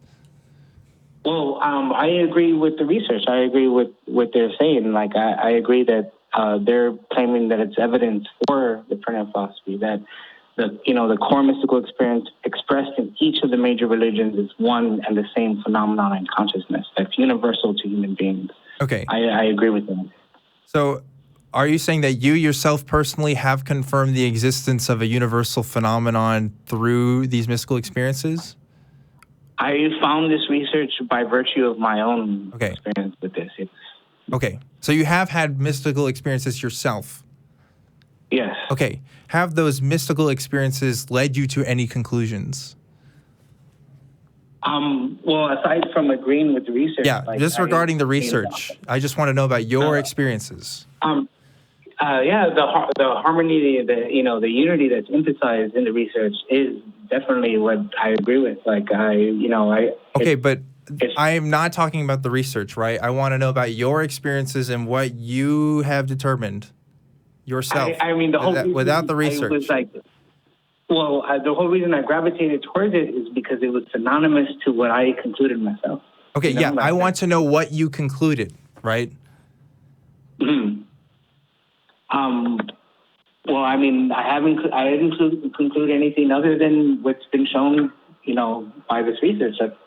And I've been told what that is exclusively. Like, I don't know something, a claim that you've made about reality or about God or anything supernatural or anything out of the ordinary that has come about from these experiences. Well, I mean, I think physics is heading towards the direction of saying that, trying to come up with a theory of everything, that all the laws of the universe, physical laws, they work in a harmony. That everything is truly one in some way, that some really, profound way our minds cannot comprehend. That's something that Einstein was trying to, explain. Perhaps so, but I think we're out of time for this call. We have some other callers that we want to get to. I really appreciate you calling, though, and maybe you can get involved with the ACA Discord, talk to some people there or something. They might be interested. That'd be a good option. Yeah, to talk to you about that. We have a street epistemology Discord as well. That's fun. But unfortunately, we do have other callers. So I appreciate you calling, though, Derek. Hey, I appreciate it, man. I hope you look up some of the stuff if you find any of it interesting, man. Yeah, maybe so. We'll see. Thanks again. Can I just say how proud I am that you asked some good fucking questions there? Yeah. Because I was thinking, I'm going to ask him how he can tell the difference. And you asked that question. And then you asked another one. I'm like, damn, that's a good question. And then you asked another one. Oh, I'm proud of you, man. I'm proud of you. There's a lot of people that say that I'm like your protege, and I really, really fucking hate that. Yeah. Dan is not my protege. Stop saying it. I try to do things my own way, and I think most people who do SE do it have a unique flavor to it. I think it's critical if we want to grow street epistemology and not just come across as if we're following a script or something like that. That you try to bring your own style to it. Absolutely. Yeah. But no, the questions you asked were just great. I appreciate that. Taking some notes here. Thank you so much. Well, that was fun. That was interesting. I think the takeaway from that call was just I felt like we kept trying to be clear. We wanted to know what he got out of his mystical experience. I was honestly losing my patience a little bit. Yeah. On that one. If I was on the trail, I'd say I think we've hit our 5-minute mark. I'm ready to move on to somebody else. Yeah. But interesting, I guess. Yeah. So let's go ahead and can we take Tom by any chance? Tom? Yeah, sure. Let's get him on. Tom, you are on. I don't know who this. Wanted. I don't know who this is, by the way. Just he has a question about SE, I think. Yeah. What's up, Tom? I have a question about my coworkers. Okay, go for it. Well, I've been practicing street epistemology for about 2 years now, and great. I used to be really the asshole atheist, it was very difficult for me to understand that it was an emotional and identity thing. I bet your coworkers love that. Yeah, well, that was while I was in the military. Okay. And generally it would start with someone asking me if I wanted to go to church. I say, no, I don't believe in God. And then next thing I know, everybody's like surrounding me, screaming in my face. But and I've heard other stories like that from the military too. So, but yeah. So my question. Sorry, I'm really nervous. Take your time. It's fine, man. We're harmless. Yeah, no doubt, no doubt. Well, we might be pretty dangerous sometimes too. But yeah. Well, I'm not sure if my feelings are validated or whatever. Like if I feel upset about things, and I'm not sure if I really have the right to. There was one instance at my previous job where one of my coworkers like stopped working while we were busy, and because these old church ladies wanted to pray with her, and like I felt like that was highly inappropriate. But like recently, I have one coworker who seems to get like preferential treatment, and we've gotten into some discussions about God and stuff. And it surprised me that she was a believer when it first came up, because like I was just kind of yammering and mentioned that I was an atheist, and I think I was kind of a jerk to start with. You know? Did they change the way that they were interacting with you when they realized that you didn't believe? Well, yeah, the discussion got heated real fast. She was saying like, you don't have the right to change people's minds and stuff, and like trying to explain to her like, well, I can't deny that is kind of my intention, but like I wanted plant seeds, you know, like I hear people say that, and I think that it's a really good way to do it, because like people definitely come to their own conclusions much better than somebody else making them, you know. Yeah, I follow you. But, I think sometimes in those situations, making an appeal, Matt brings us up all the time about wanting to believe true things and as few false things as possible. And I think it's wonderful. And maybe just starting from that standpoint that, and I assume that you value truth. You can mention that you value truth. You can ask them if they value truth without insulting them, because they probably do. And maybe just say, that's where I'm coming from. I'm coming from this point of view that if your God is real, I want to believe it. Yeah. If it's true. But if it's not true, I don't want to believe it, and I would probably want to help you figure out that it's not true too. Can we work together on this? And if they're praying and if they're doing these things at your workplace and stuff, they're, whether they realize or not, implicitly making claims about reality and about how it functions. And I think just as you have the right to believe what you want to believe, you also have the right to question the beliefs of others, especially if it's affecting the way that you're working with somebody and stuff. So, and this honestly, this all taking place at work throws a little bit of a wrinkle in it too. Like these types of discussions might actually be frowned upon because of the I don't know what the word I'm looking for. The environment that you're in, and the problems that could result, especially because people love their beliefs and they're very defensive of them. And this particular conversation, it got heated really fast. Sure. But we're working together, and it was very difficult to just end the conversation. Like, you know, normally with like a stranger or something, you could just part ways. Yeah. But like, this is pretty harsh.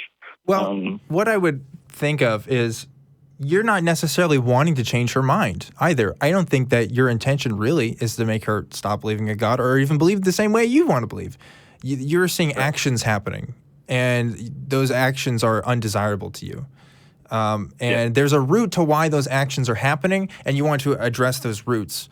But it might be better to kind of focus on the actions first before you get to the belief. And I understand that beliefs inform actions very much so, but what's the bigger likelihood here that you're able to convince someone to change their actions about something or to change their, deeply held beliefs about things? And maybe that means talking to her about what you believe and why your beliefs matter in the workplace. But, there's other ways of doing it besides just an SE.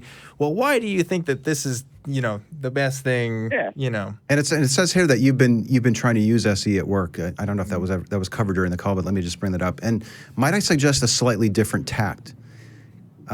Maybe instead of approaching it of how can I talk to them about this very sensitive topic that tends to get them upset, and the way that people are treating us at work is dependent on how we stand on this issue. Maybe look for other opportunities to use Socratic questioning, which is essentially what this is, on other topics, safer topics, something that won't get them riled up. Try that, and try to approach it from the point of view of try to approach it from the point of view of how can I teach them how to do this. That might actually be a better use of your time than possibly putting them on the defensive when you're talking about a sensitive topic like their God existing. Yeah. Well, the first episode of Truth Wanted, I watched when it aired, and there was a caller who was not taking to the program. Like, he just wanted to argue and debate, and it's like it seems like that's what I'm confronted with here. Like, I would shift topics completely and not talk about God at all. If they bring it up, sure, use the counter apologetics that we've all come to know and love to defend your point of view. But when it comes to challenging them, if they are not strong enough to allow you to question them, then and you still want to help them, then pick a safer topic and teach them how to use this method, and they'll eventually use it on their God belief. Right. Let me add on to that as well, because when we're in a state of anger and we're in a state of confusions and our emotions are on high, that's our amygdala response happening. That's kind of almost a fight or flight thing, and our beliefs are least likely to change in those kinds of moments. So I think when that caller was coming on to me and we're kind of having these discussions, me, I'm trying to try to be as mediating to the conversation as possible. I have the option to drop them at some point and let them go. I really don't want to. I really don't enjoy dropping people because to me that's a missed conversation for me. But I'm running a show, so sometimes I have to. You have as much time in the world with this person, and I would take advantage of that. Be patient with these people until they're able to come to a place where they're ready to have those kinds of talks. And maybe that means letting them vent their frustrations to you, and you just listen to them. And that's kind of counterintuitive sometimes to the way we act, because sometimes we want to be like, no, you're wrong. This is why. Let me give you list 1, 2, 3, and 4. But sometimes people are upset for other reasons, and human beings are just really complicated creatures. So there's a lot to it when you have these conversations. Because since then, I've gotten along with her. We were able to put that aside. But it still she talks about it, and I just avoid the conversation because I expect where it will go. What could be interesting is the next time you're sitting with her and somebody else makes a claim that you both disagree with.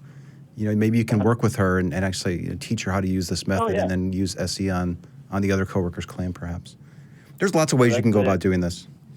I have coworkers that are much easier to talk to, and they have beliefs in astrology and stuff, and we can talk about that. So, yeah. Oh, good. Perfect. Cool. I would stick on that then. Thank you for your time. Yeah. Thank you so much for calling. Absolutely, Tom. It's a pleasure to finally talk to you. I talk to you on Facebook sometimes. Me or Anthony? Yeah. Which one? Which one? Yeah. Sorry. It was. I'm assuming Anthony. Binary. Yeah. Mm-hmm. Yeah. Okay. So. Okay. Yeah, that's cool, Tom. Let me know if you need more advice on that, man. My email address should be on the screen there, and feel free to call back whenever you have something else you want to talk about. Really enjoyed this conversation, man. Yeah. Hope things work out. Keep us posted. Thank you. Yeah. What time does the show go to? Usually goes to 7:30. Okay. If everyone's up to it in the audience, we can do one more call. One more call, y'all? The control room said yeah. One. Let's finish up the calls. Finish the queue. Cool. So we have Mark calling in from Colorado. Maybe do 5 minutes each or something? Yeah, we'll see. Speed queue. We'll speed queue. Mark, what's going on, man? Hey, how you guys doing? So glad to hear. Anthony and Dan, right? Yes, you're correct. Objectively, Dan. Keeping up. I think I'm doing all right. Keeping up. That's good for me. Yep. Yeah. So I was wondering if you guys have ever heard of black dog sightings or black dog syndrome. Black dog sightings or black... I've heard of black cat sightings. It's an omen or bad luck or something. It's kind of a weird thing that happens to people who do long-haul trucking or extremely late-night shifts. Oftentimes they will hallucinate that there are little black animals running across the road. And at one point in my life, I was managing security for a large company and its owner as well. And it took an extreme toll on me, like 123 hours a week, absurd hours. And I literally thought I was seeing black animals running around my car as I was driving home. And I was convinced they were true. And it wasn't until that, honestly, I woke up on the side of the road with my engine running and my handbrake on and no idea how I got there, that I realized that I had been damaging my mind so much by depriving it of sleep and nutrition. And I find this very, very analogical to how religious people often find their visions. They oftentimes deprive themselves of food or social interactions to get there. Yes. Definitely does happen. And I think there's some commonality there, because we are all, basically the same human creatures, and we have similar vulnerabilities when it comes to how our minds work. And at the time that it was happening, I was convinced there were little multi-dimensional black animals running around me beside the road. Right. Of course, it was completely untrue. Yeah, there's definitely truth to that. I'm so sorry. Yeah. So, fasting is a real thing that religious people do for the purposes of inciting some sort of inspiration from God.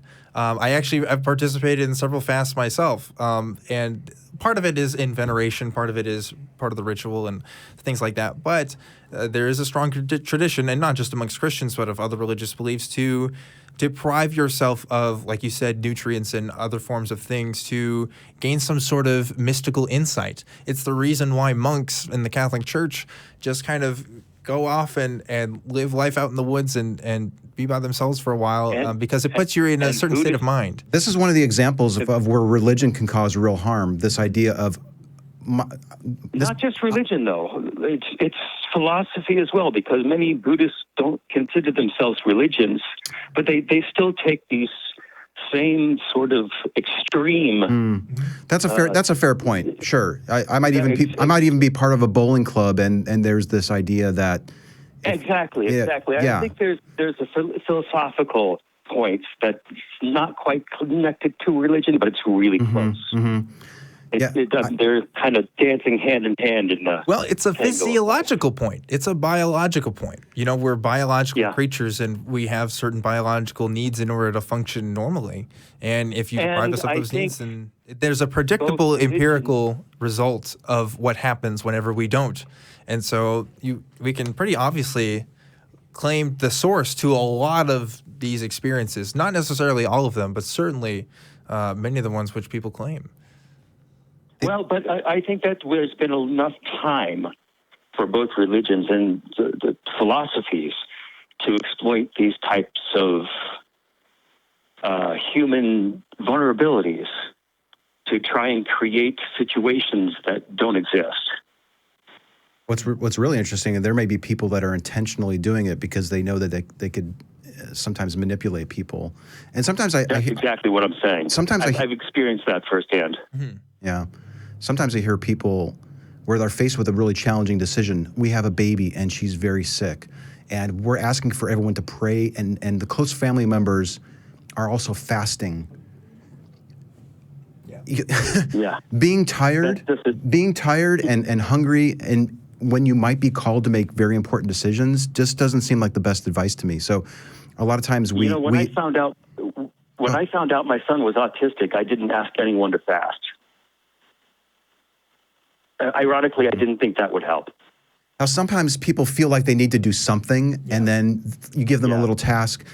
And yet, when you're asking decision makers to do this and there are important decisions to be made, there could be harmful results because maybe you're not thinking clearly. You didn't sleep really well. Yeah. You haven't eaten for 3 days. So that's kind of getting to the point where I was trying to get to earlier, that taking stances on these things can really cause problems down the road because we're just not thinking as clearly as we should be. Yeah, and it can be a response to situations where we feel like where we don't have control, where we can be in control of something. Like if you feel like there's lots of people who, instead of taking care of their problems, they'll go play video games, and kind of try to get their mind off of things. And fasting does the same thing. You're focusing on how hungry you are, and you're not, attending to some other needs that maybe you met and stuff. So This goes to the whole thoughts and prayers thing. I think you've got a very legitimate point there. I think the fasting may not be quite on cue, but I think you've got a very legitimate point there because my wife and I both went through an experience where her mother died very long and hard from Parkinson's. And we looked for all sorts of solutions, any solution we could find, any woo we could find to try and solve the problem. But the reality is, as hard and aggressively as we tried to solve that problem with those means, it did absolutely nothing. It made everything worse. Now, imagine if something did happen and your wife just happened to get better. And then you develop a belief. Mother-in-law, excuse me. And then you've reinforced the belief. You've reinforced the belief that whatever method you were using actually works. And so that's how a lot of these kinds of pseudosciences. Before you actually go through it, you actually reinforce it first, and then you proceed through the diagnostic pattern that you actually created before the situation. That's what's so insidious about these beliefs, and that's why it's so important to be questioning these things and having people call into shows like this, Truth Wanted, so that they can explore it with this fine young man. Like you too. Yeah. That's right. Well, Mark, I really appreciate the call. That was a really great point. Hopefully you call again sometime whenever you got another belief you want us to look at. All right, guys, you have a good night. Okie dokie. You too. You take care. Great call. Wow, that was a lot of calls. Yes, I think awesome that show, dude. About wraps it up for tonight. Folks, if you really liked what you've seen here today, you can go ahead and subscribe to the Truth Wanted YouTube channel. So right now we're streaming on the Atheist Experience channel. Be sure to head over to Truth Wanted. You can check out our last episode and some of the other proto episodes maybe that we'll be uploading in time as well. You can see some of my other guests I've been on here. Last week we had Genetically Modified Skeptic. And we will continue to have the show on Friday nights at 6 o'clock, so not Sundays. Will this be the last time that you're chasing the Atheist Experience? Last time we're going to be doing it on Sunday. We're going to be switching back to Friday nights. So this Friday, I plan on having another guy from the Street Epistemology community come on. His name is Tyrone. He is from the channel Let's Chat. He's a great guy, and I'm really excited to have him on. So be sure to look forward to that. If you want to support me and the ACA in general, you can go to my Truth Wanted Patreon page, and you can give us donations there. We're thinking about ways of how we can improve some of the rewards and stuff. So if you have any information on that, or you just want to talk to me in general about other kinds of things, other claims that you've heard, or comments, criticisms, or whatever you want to tell me, my email again is truth@atheist-community.org. And you can also catch me on Twitter. I am at ObjectivelyDan on Twitter. I'm pretty active on there as well. Anthony, where can people find you at? Oh, you can reach me on my Twitter, which is @MagnaBosco. I also have a YouTube channel, MagnaBosco210, and a Facebook page, MagnaBosco210. I don't have a Patreon, so if anyone likes the work that I'm putting out, I'm going out and talking to people and uploading the videos to my YouTube channel.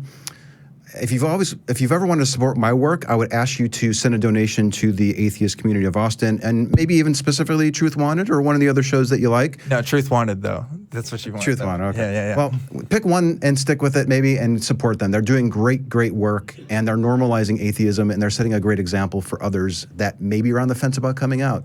And I think shows like this give them a good reason to do so. Thanks for having me on. Dude, this was really awesome. Yeah. This has been one of my favorite episodes so far. It's been really great. The best out of two. Right, yeah. So, not including all the extra ones that we've done before this. So, we're going to wrap it up for tonight. Thanks again for joining us, guys. This has been really fun. Remember, everybody, always keep wanting the truth. I'm your host, Objectively Dan. Thanks for joining us tonight. Goodbye. Bye.